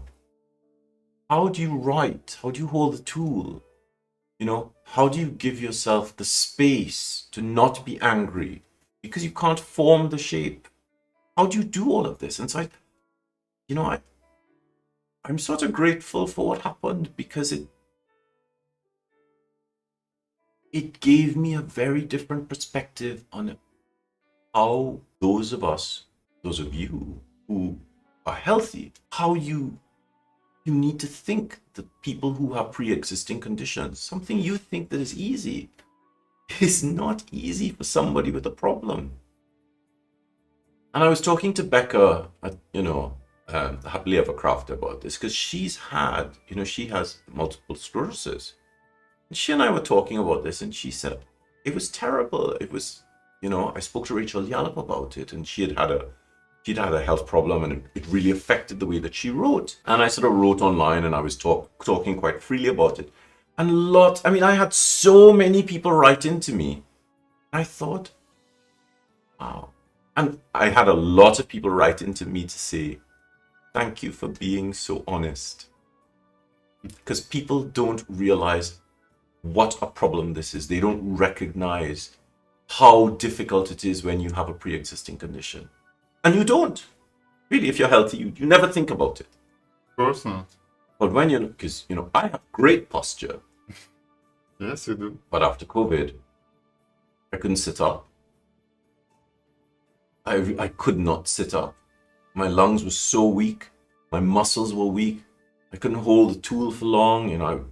Writing for 20 minutes was like I'd been writing for 2 days. And so that started to change the way that I perceived the teaching of calligraphy. How do you teach a script that can pose problems for someone with a pre-existing condition? And I started to recognize that, unfortunately, there are some scripts that people with certain conditions simply should not write because they wreak havoc on certain muscles, and they create more problems for the practitioner. There are other scripts that they can write. But also, when you're struggling with motor skills, writing small is a problem. If you want to do copper plate script, maybe a brush is the better way to do it. Obviously, it's not real copper plate, it's brush copper plate. But still, the practice of the craft will bring you peace and joy. You know, you and I talked about Jackie, who practices calligraphy because it helps to relieve the pain that she's in. Yeah, when you told me, I was like amazed because, first of all, it's super. I don't know, it's not cool that she has a condition, but it's cool that calligraphy can help her get relief from this pain. And before you told me this, I never even thought about something like this. And so for me, I teach calligraphy as a craft, as a formal craft. And something, when we moved here, so when we moved here, I decided to divide my teaching into the scriptorium and the... Why? Why you moved here? I know, but... Well, I mean, we'll get to that. So I decided to separate the manuscript stuff that I was teaching, because I was talking to Gingy and she and I were chatting about something, and I said, and I was talking to her and I was just sketching, and she said, "What are you sketching?" And I turned the camera on and I showed her, and she said, "You can draw canthus?" And I said, "Of course I can draw canthus. What kind of question is that?" She said, "No, but you can really draw a canthus." I remember when you made the class about it. And I said, "But yes, of course I can draw a canthus. Why?" She said, "How?" And I said, "Well, like this, and you do this, and you do this, and this is the proportion, blah, blah, blah." And she went, "You can teach this?" And I said, "Well, of course I can teach it. What kind of question is that?" She said, "Paul, this is not normal. People don't know how to do this." And then we started talking about things that I use in my manuscript illumination, which I rarely show. But I showed something recently. People were like, "Oh my gosh!" The bigger canthus thing over And there. you're wondering why today I told you your signature is copper plate, and you were like, "No, it's not."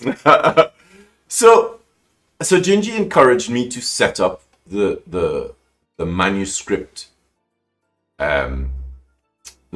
academy to teach people manuscript skills like drawing a canthus, ribbon work, painting, stuff that I did at Reigate, which both Gaina and Gerald were so adamant that we learn. And I separated them because I also set up an academy called Breathe, Write, Heal. I struggled with the fact that in the teaching of calligraphy, in the teaching of formal calligraphy, that some people come to learn the script alone. And when I teach calligraphy, I talk about breathing and rhythm and energy and pace and how the meditative aspect of it should be the connector. This should be the driving force of how we write, because it connects us to the writing in such a personal way that it helps us in the way we approach the script. And I felt that some students didn't want to learn that. They just wanted to learn the script. Some students wanted to be able to connect to the script on a deeper level because they needed that healing. Then everybody approached calligraphy in this way. I mean, in the East, it's in their nature. It is. So I'm like, why is it? But in the West, it's not, because we broke the tradition with it after the monastic period. The monks knew about it. But then in the West, calligraphy was focused in the monasteries. When you went to the church, the monks would sing and the solfeggio frequencies would heal people. They knew about this.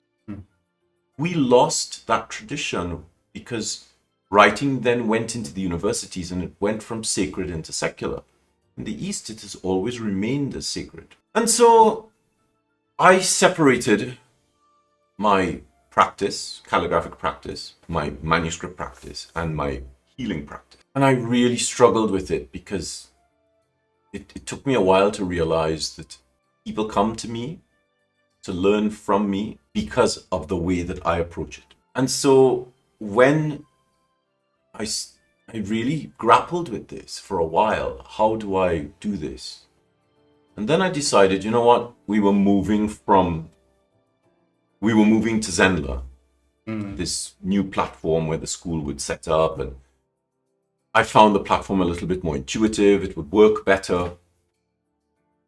And I thought, you know what? I'm going to reintegrate everything, because my approach is about a holistic approach. And that's when I really started thinking about the more meditative approach and applying it to the practice. And so I sat down and I rewrote each script, each class that I have.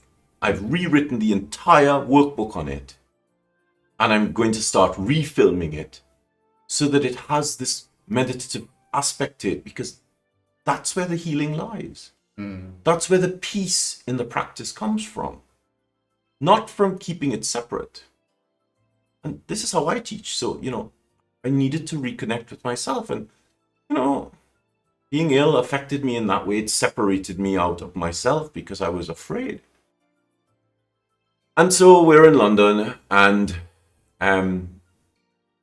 Tim lost his job because Topshop closed. We realized that we would need to leave London, and I was so weak and so afraid, and I mean, really, I was petrified. I was absolutely terrified of everything. And I remember after lockdown, we went into central London just to walk around, just to see what had happened. There were so many people. I've never in my life had a panic, and there were so many people. I freaked out. I started crying and shaking. And Tim turned to me and he was like, "Oh my gosh, what's going on?" And I was like, too many people, oh my God, people are touching me, oh my gosh, I'll be back in the hospital. And that was all I could think of. I would catch this again, I'd be back in the hospital, and I would die. And we got into a taxi and I was shaking so badly, and Tim said, "Okay, we need to leave London." I left Trinidad, moved to London. I never thought I would leave London. And so we went looking at places. We thought about moving to the country in England, moving to the seaside. God, what's that place? St. Leonard's. Tim had lots of friends there. And, it was sort of a natural progression for us to leave. And then we and I said to Tim, well, we have this big move to do. Why don't we move to the sun? But of course, Brexit wreaked such havoc on what people with UK passports could do. There were only 3 countries that we could move to. We could either move to Portugal. Brexit happened after COVID? Yeah. Well, it sort of really crystallized during COVID. We could only move to Portugal, Greece, or Croatia. And Tim said, I need to be close enough to get to my parents. And so Portugal was the best option for us. We wanted to be close to a big city like Lisbon. Because, we wanted to be able to go to the opera and go to museums. And so we ended up here in Portugal. By sort of a fluke of luck, really. And then, the whole, how it happened was really quite shocking. We saw this house online. I fell in love with the house. Our house didn't sell. We came over to see it. We saw the house. We both fell in love with it. And the estate agent said, people are coming to see the house. You need to put an offer in. And we couldn't put an offer in. And literally, after she hung up, an hour later, the estate agent called in London to say, your house is sold. And we called her back and we put this offer in and we got the house and everything happened so quickly. And we were sitting in London and Tim said, we were planning to move here in January 22. Yeah, 22. And staying in London was so expensive because we would have to travel back and forth and check on the house and how it was, the work in the house, because we had to do a lot of work in this house. And so we decided at the beginning of July, at the middle of June, end of June, that we would just come, just give leave and we'd just come. And we had a little studio in the flat we were renting, and I would set up there and I would teach from there. And oh my gosh, it was crazy. But after I got ill, I was teaching online, and I knew people didn't have lots of money, and I didn't want the classes to be so expensive that it would be a problem. So I used a much reduced rate just because people were at home, they were stuck, they needed help, and that's why the classes were the prices they were during the lockdown period. But people also knew that once we had come out of it, that the prices would have to go back to normal. And so then we moved here. Of course, the internet in Portugal is infinitely better than the internet in the UK.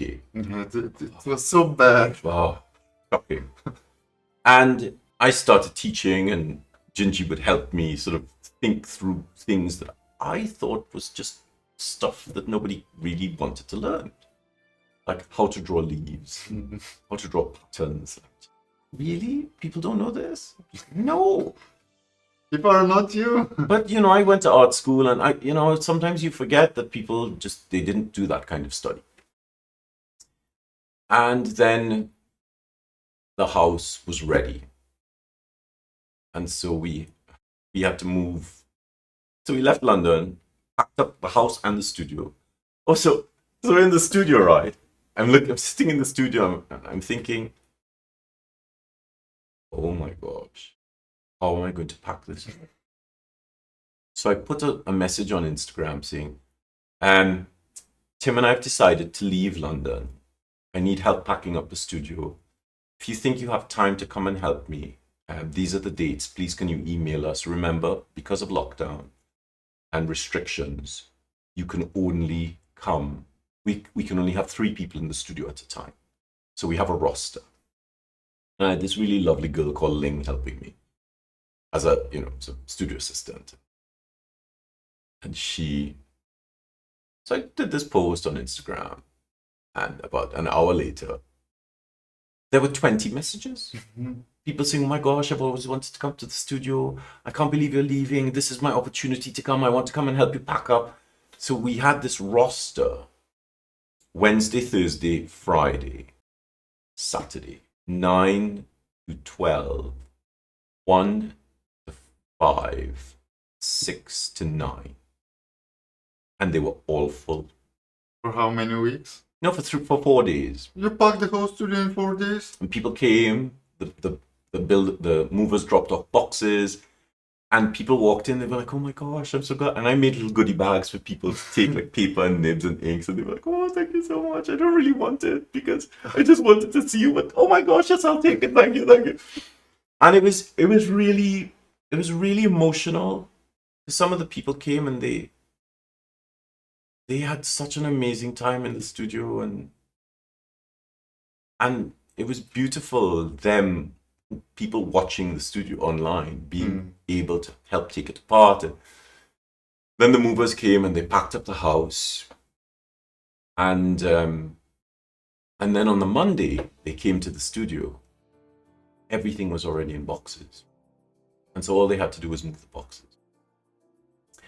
And they left, and I sat in the studio and I cried. Because my studio was completely empty. How many years did you use that studio? Oh, I think I was there for 4 years. Wow. And it was just shocking. And I'd done a lot of work to the studio. I put a screen on the floor, I painted, and I left all the shelves and everything because this guy was coming in. And when he said, oh my gosh, I've been trying to figure out a shelving system. He said, it's here. And I said, okay, I'll leave everything for you because I don't want to bring all of this. You could just... Yeah. And he loved it. And I remember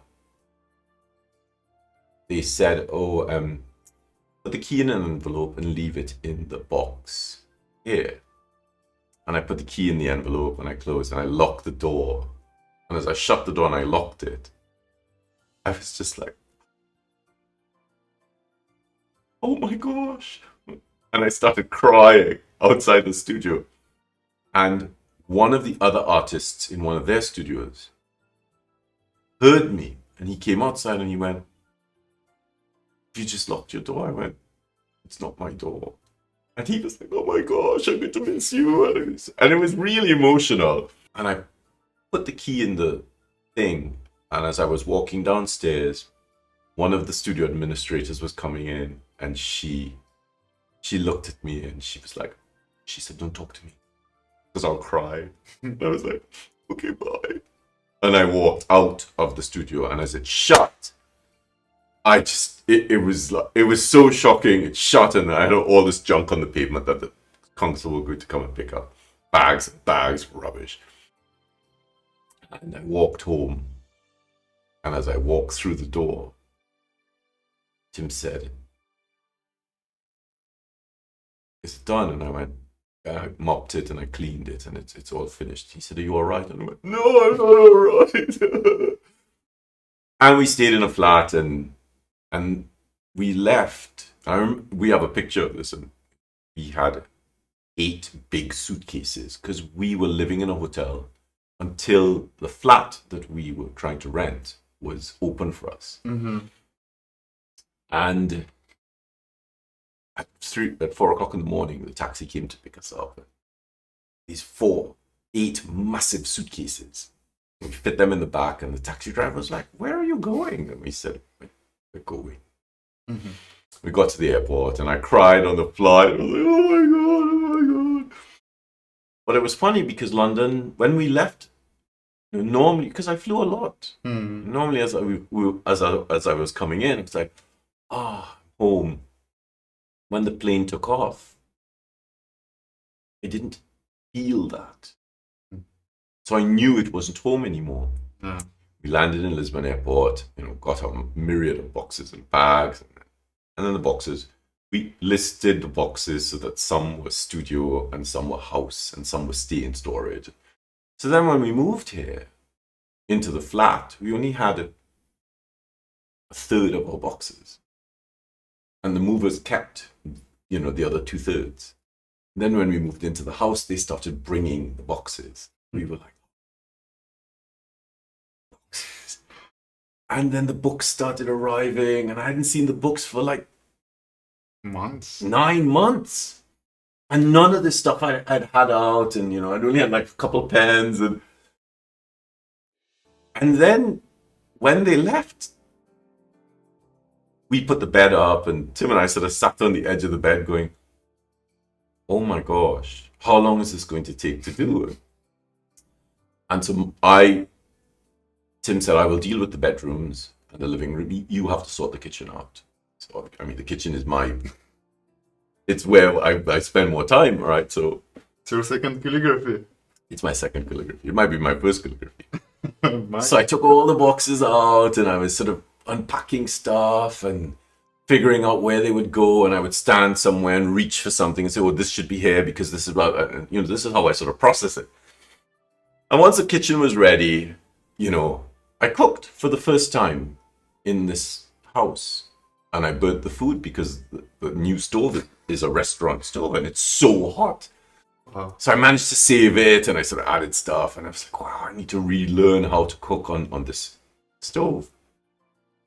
And then came 3 weeks of downstairs, opening boxes, putting books on shelves, looking for them, where they go, which book is where, then opening this up and trying to find all the pigments, and put this here, get the colors out, put the pens out, unwrap them, and just masses of paper. But because I had sort of done this, I kind of knew what I needed. So I set this up really quickly.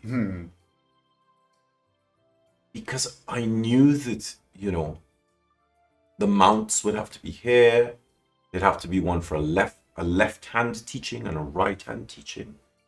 Then I ran into issues with the lighting, and I called my brother, who's a video producer, and I was like struggling with this lighting, and he said, "Oh, you need the light to be like this and this and this." And then there was a problem because when the light is on your hand, there's a shadow, and so he said, "Oh yes, well, you might need to try this and this and this." So that sort of happened, and then the studio just started to come together, and then earlier in the year, Tim and I were talking, and he said, if you want to run some residential classes, I'm up for that. I'm like, okay. And so we started talking about running a residential class. We can only have 2 people in the house, but the studio can hold 5 people comfortably. I mean, it can hold more, but 5 people comfortably would be wonderful. And so I started trying to set up these residential classes. And of course, you and Anna came on the first one, and we did copperplate, which was so lovely. But obviously, a very different experience, because I'd not really taught like this since before lockdown. Yeah. And of course, we moved here, and I sort of thought, well, there's no calligraphy society in Portugal. There are lots of calligraphers, people doing calligraphy.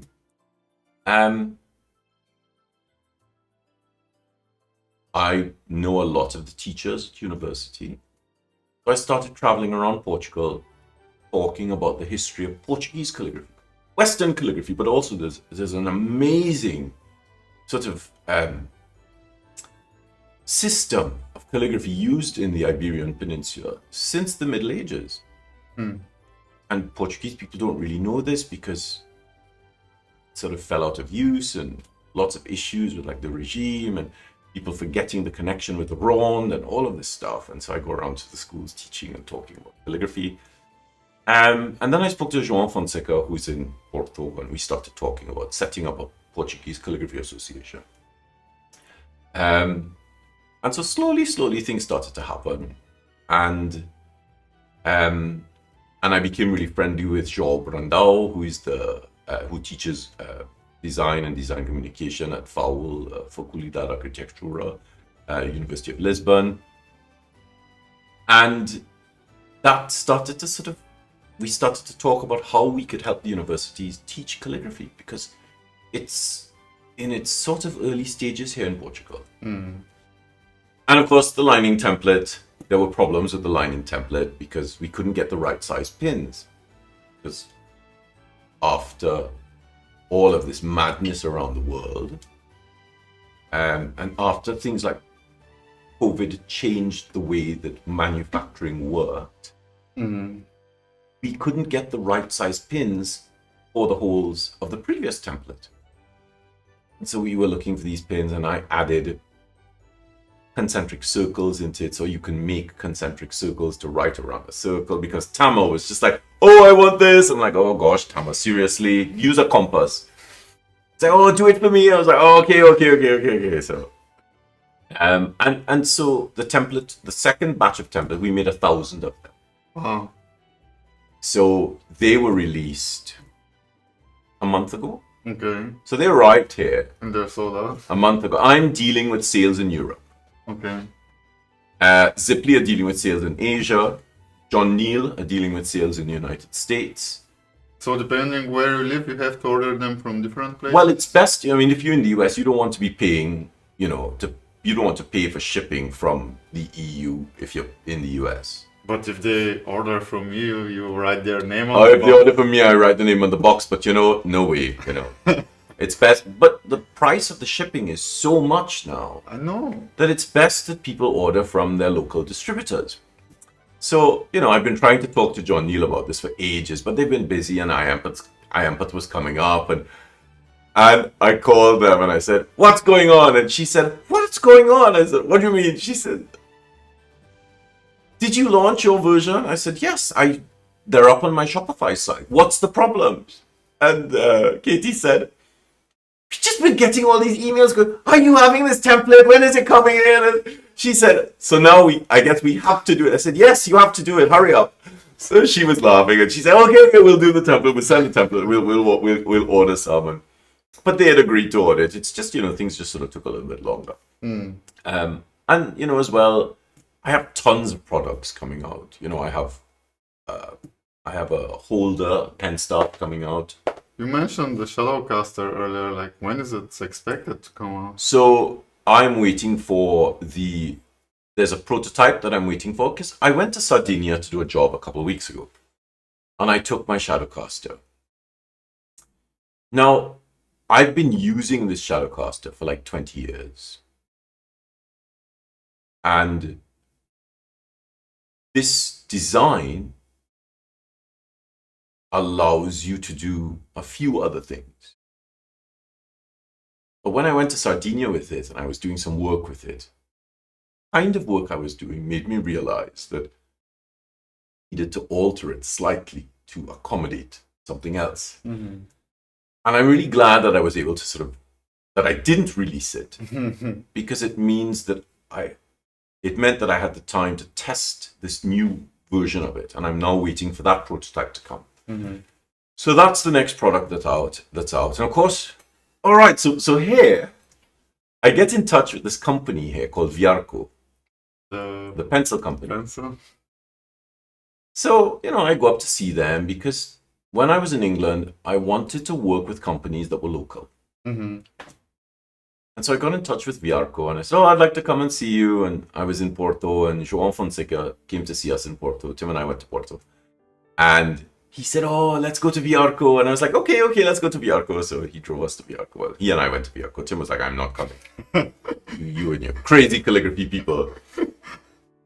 And so we go to Viarco and I meet Jose, the owner, and meet the team. And he shows me around the factory. And it was mental. This brand is amazing. It's like, right, I am going to help you. I am going to work with you. I love you guys. And so he showed me this product. And he said, look at this. And I said, well, what's this? He said, it's, we don't know what to call it. No.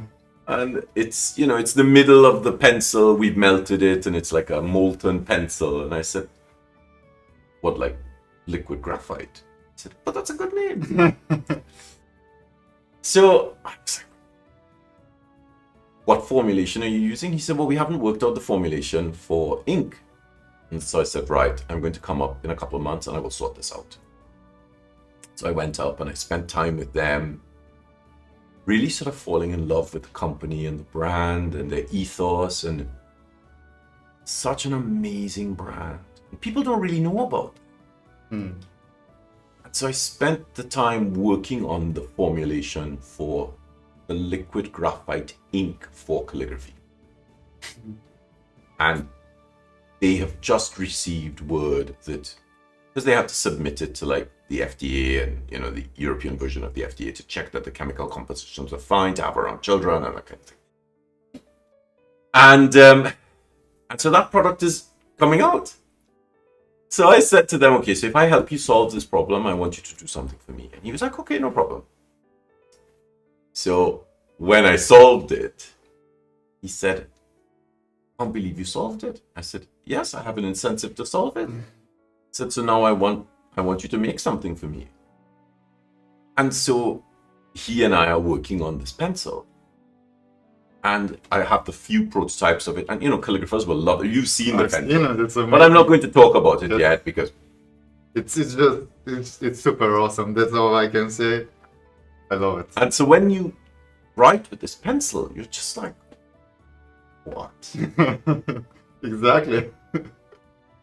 I want like 20 of them. Yeah. And so I have this great relationship with Viarco, and they are so special. They're so amazing. And of course I love the guys at Viarco. I've worked with the guys at Derwent really closely. But the pencils that Viarco make are very different to the ones that Derwent makes. And you're like, but they're pencils. And so, you really sort of start to think each product, the same product made by different manufacturers, are dramatically different. So the Viarco thing is really quite special. I can't wait for the liquid graphite thing to come out. And then, of course, my product with them. And then, there's the pen staves. So I've been working on these pen staves that are about 23 centimeters long. How long is this? Something like those? Yeah, they're like these ones. Okay. So, the great thing about these pen staves is when I was in India, I was teaching And there was a guy in India who made, because I didn't want to take pen stars into India. I mean, I had a limited amount of space. Yeah. Apart from it, because Tim was still a director at Topshop then. I said to Natika, I want to teach in the slums. And I called him and I said, I need some clothes. Because Natika said, Paul, some of these kids, I mean, they have clothes, but they might as well have nothing because the clothes have so many holes you could see everything. These kids are so poor. And I got off the phone crying with her, saying, I want to do this. And she said, this is so amazing that you want to do this. That's a story that I will have to tell you that is very different. I mean, it's very, I've told it to a few people and I never get through it without crying because it was just so shocking. Good. No, not now. I'll do it later. And so there was a guy who made these pen stars, these long ones. And of course they vary in length because they're all made by hand. Mm. And I was like, oh, these are really nice length. I like this. Because you have big hands. No, I think because they taper. They sit beautifully in the hand. So I've been working on this idea of how to make, because I never make one thing that only does one thing. I make something that has multiple applications. And so I've been working on this pen staff because I have this other set of ideas built around it. So because, as I said before, in 2015, I realized that I had all these ideas for products because I had to invent stuff during my time addressing envelopes. And I knew that eventually I would move into product design because I had all these ideas for products. And the problem is, because I'm so generous, I share stuff with people and people just take ideas. But my ideas are my ideas and my version of them will always be superior because I have used this product. This is the thing also, you should, I don't know. Like, I know you're a very good soul person, but you should be more careful who you share stuff with, because there are thieves, which are not cool, and I don't know. But yeah. Yeah, but you know what? Life is... There's karma. Yes. So the lining template came out. Boxes arrived here. I mean, I really nearly peed myself. I was so excited. Because they're massive boxes, they come in boxes of 50s, in boxes of 20s, 25s. I really like the box, actually. It's all with pascribe. And I designed it this way, so, because, I love books, right? So when you put it on the shelf, it looks like a book, right? It is. So even the Shadowcaster box looks like a big book. The big Taschen books, they sort of look like that because it's much bigger. Because I wanted all the products, when you see them, they look like each other. They're a family. What? One line. Yeah. Like a line of universal beauty. Exactly. And so all of this is happening, and Gingy takes both my arms and twists them really hard and says, you need a community. I'm like, oh, Gingy, leave me alone. I was about to say, let's speak about it. And Gingy and I argued a lot about this. And she was like, oh, come on, you need a community. You need somewhere for people to go and post their stuff and connect with each other. And I said, who is going to handle this? You think I have nothing to do? And so I started looking at the community, and we'd had a small community before on Disciple Media, and we were just trialing it, and it didn't really. I thought it would manage itself, which was wrong, and it became problematic because the platform wasn't right for us. So I closed the community, and then Tom Ross, at Design Cuts who has Learn Community. Tom messaged me and it was odd because he sent out this email and I don't know how I got this email. He said, if you're interested in joining the community, please answer these questions, ask for the questionnaire. Based on your questions, we will see if you're a good fit for the community. So I answered all these questions and I sent them in. And then Maxine called me and she was like, oh, how are you? I said, oh, I'm fine. And we had a little chat and she said, oh, I love this. I was like, okay. She said, okay, so, join up. And so I joined the event that they had, and they opened up the community, and Tom showed us the community and how it runs, and it's on Circle. And I was like, And it was great because he talked us through how the community runs, where the spaces are, and what you post, and that kind of thing. And he teaches you how to manage a community.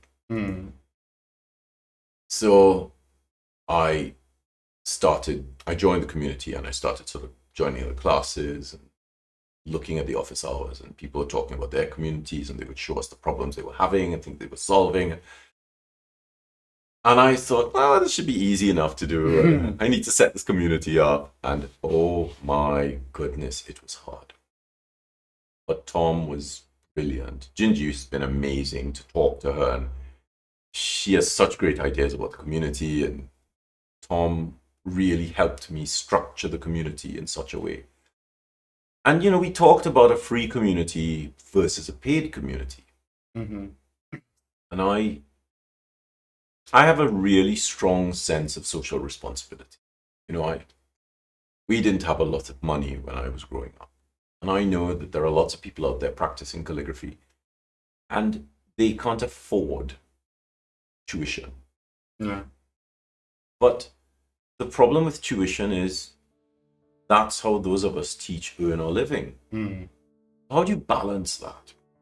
So I thought, if I set up a community, once I set the community up, when I set up a community, I will set up a free section and a subscription section. And so in the free section, people can connect with each other, they can help each other. They have a couple free, so I run a daily practice on a Thursday. They get access to one daily practice a month, plus they have one free class on a Sunday, and it's either a calligraphy meditation class or it's something else. Like we've done left-handers and right-handers. How does one approach writing with the left hand versus the right hand? We have one coming up on handwriting, and so in the paid community. And so these are all recorded, so they have access to them in perpetuity. Those are the things on Zen? No, this is in the community. Everything is in the community? Yeah. Even the classes? The classes are on Zenler, but they're linked. That was my point. Yeah, they're linked. And so in the paid community, when you join up in the paid community, when you sign up and subscribe, you get to choose a free class from what's been recorded. So, What's recorded? Let's say to people what classes they can access. So there's copperplate, there's textualis quadrata, soon enough there'll be fractal. There's a brush Spencerian class, which is amazing because it teaches you how to use like a Tombow Fudenosuke or a Pentel Touch. And those are brush pens you could take out with you and write people's names for them. Yes. Yeah. There is English Vernacular, which is a script that I really started doing research on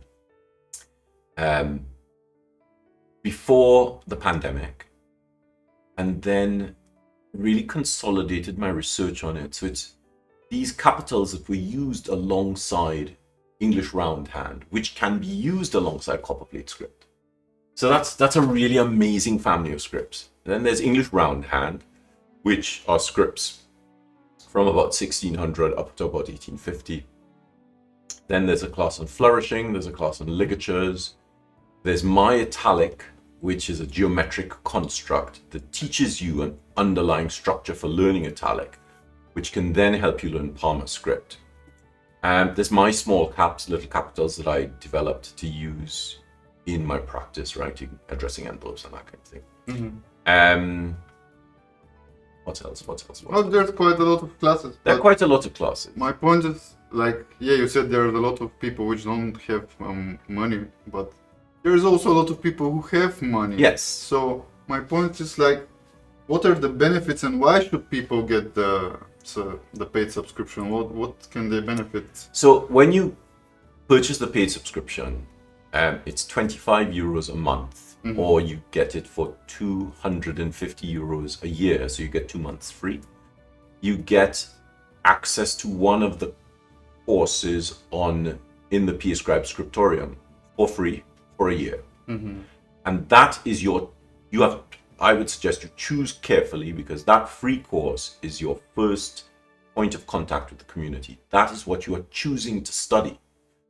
You set up a little folder and you say what the script is, what the year is, because of course when people come next year, you want to be able to sort it by year, and what your name is. And you say, okay, so I've chosen Textualis Quadrata. This is the reason why. And you basically start with the course.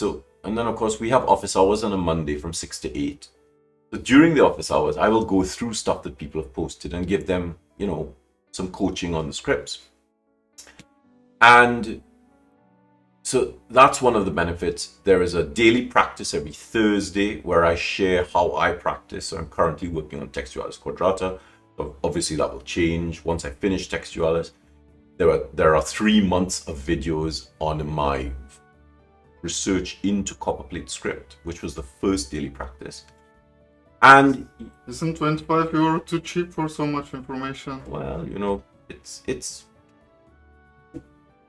about balancing what people can pay with being able to access things. And then there's a daily practice on a Thursday, and then there's a Sunday class. So on a Sunday, the free community has a class from 12 to 2, which obviously the paid community can access. And then an hour later, I teach a class from 3 to 7 in the subscription community. So, there's a lot of content that you get access to. And there's some, there are files that give you access to other things like, exemplars, and help you to run through them, and you can practice with them. So the community is it's taken a while to sort of wrap my head around it. Unfortunately, I have people like Jackie and Brenda and Adrienne and Katya, who's been an absolute darling sorting out the graphic design stuff. Just Gingy and Angie and some and of course Tim has been in the community as well, because it's great to have things from Tim's point of view, because he looks at it as a non-calligrapher and he's like, I don't understand this. And so if he doesn't understand it, I then have to sort of sit down and go, okay, so how can I make this so that you can understand it? Like one of the things, the first thing that happened was he said, I was downstairs in the studio and I heard him go, Paul! Like, oh God. So I go up the stairs and I go, what's the matter? He goes, these notifications, there must be a way to switch them off. There are too many of them. And I said, and Tom had said, this is something that is a problem. So I then had to do a video saying, okay, so there's a problem with the notifications. You can switch them off. And people are like, oh my gosh, thank God, my phone keeps going. I have so many emails. Like every day, at one point, I was like, what's happening here? Like my email was like, circle, classes. I was like, what's going on? So it's interesting watching it develop. I had a very different idea for the community. Is it in any way connected with the residential classes? With the residential classes? Yes. Well, not really. Well, sort of. That's a tricky one. So with the residential classes, once you've done the residential classes, you can obviously you can join the free community. I would suggest you join the paid community because you have a space to post your work, and you get feedback, and you can really connect with people who are practicing on the script. Now, so do they get also feedback from you? Yes. But it's only for the paid one. It's only for the paid community, and they get the feedback during the office hours. But everything's recorded. No. So it's recorded and they could go back and see it, or if they've missed it, they can see it then. Then I've been sort of... So there is a woman called Brenda who had been asking me for years. I mean, really. I'm sure Brenda will hear this, but Brenda had been pestering me for years, saying, "Oh, I want some private classes with you. I want some private classes with you." I was like, "Oh my goodness, woman, leave me alone." And when we moved here, because I have this setup, and this is an amazing setup because when I write, you can see the inside of my hand. I love the You setup. can see the top of my hand. And when I teach left-handers, I bring this in and I write with my left hand. There is 5 cameras here. There are 3 or 4 lights. There's a microphone. 6 cameras. This is the. I'm dreaming of something like seriously. I've seen it online, but when I came here, I was like, And so I contacted Brenda. I did a post in my newsletter. So of course, if you want to join the newsletter, all you have to do is go to the scriptorium and sign up to one of the free classes, and then it automatically joins you to the newsletter. And so I'd been thinking about this mentorship class, and Brenda, I sent an email out to the community saying, "So I'm setting up these mentorship classes. They are, I think they're like, I remember. I have it on my folder. They're 2 classes, an hour and a half a month, an hour and a half a week, twice a week, 2 classes a month. Mhm. But they're really intensive classes." And I sent this email out, like Brenda sort of messaged me back going, "Finally!" So she and I set up this. So Brenda's one of my mentorship students. And I'm specifically talking about her because she said something in a meeting recently that really shocked me. And there were other people on the meeting. And she said, I'd been pestering Paul for this for a long time. And I understood that the setup was something that needed to be in place. She said, but within 5 minutes of me writing, he was able to, because I asked the students to set things up in a certain way. She said, and don't forget, I've done lots of classes previously. She said, he immediately saw these problems. We've been working on these problems. She sent me an email a couple of days ago to say, "Oh my gosh, I'm so excited. I got, the writing's actually working. And I read this and I was just like, oh, I'm so glad for you. Because it's amazing to be able to help people on that one-to-one basis. Now, the mentorship classes, sessions are also group sessions, but they're on, I don't have them for more than 4 people. Mm-hmm. So it's either one-to-one or a group. Yeah. And those sessions are also recorded. And so there's a space, like a course that I have on ZenLet Secret, that the mentorship people have access to their own sort of information. And that's up for a year. And they also have space in the community for them to talk with each other and interact with each other. I mean, there's a lot's happened. It's been really quite interesting sort of processing so many different things and trying to get things up and running and, getting the product set up, getting the studio set up, getting the classes back online, setting up the residential classes, the mentorship classes, starting to travel again, and just... How many times will be residential classes? Like, this was obviously the first one. The next one is in October, but it's already nearly full, sold out. So yeah, it'll be so there are 2 people who can stay in the house, and then 3 people will stay in the town, which is right there. I mean, we went into the town today, which is really lovely. I mean, so we try to encourage people to maybe come for a week. And don't stay with us for a week though, but maybe come and stay in the town for a week, because the town's beautiful. This is. And you're close to the sea and the dolphins, and it's so lovely. And I'm not sure if we're going to do it 4 times a year or if we're just going to stick to twice a year, because you really want people to enjoy the summer, because winter's a little bit bleak here. I mean, I think whoever decides to come, and I highly recommend to take part in those classes, they come mostly because of learning from you. And I mean, it's kind of intensive. It's like 30 hours in 3 days, something like this, but 26 hours. so in much 3 days. information. I was crying at least 2 or 3 times. I cried because I got frustrated. Like I have to think of so many things, but of course I'm really happy that I did it because I know this will help me in the next few weeks when I start practicing. But my point is, this is whoever is coming, it's not coming to enjoy the summer, you know. I guess the main point is to be here and to learn from you.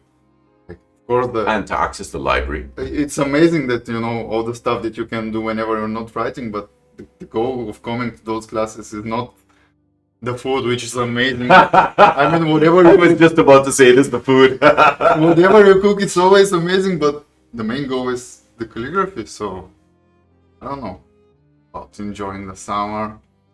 I think it's just a bonus, something like this. Well, we'll see. It's a lot of work It is. because it's not just a lot of work teaching. No, but preparing everything, I've seen it. Yeah. Like it takes a lot of both of your time, not only yours, Yeah, but yeah, Tim's yeah. as well. And of course, Tim's now upstairs washing all the bedding from the weekend. But breakfast is at 8, and then we start at 9:30. We finish at 12:30. I have to come upstairs and help prepare lunch, and then we have lunch, and then we start at 2 until 6, and then you guys have an hour free time to do stuff.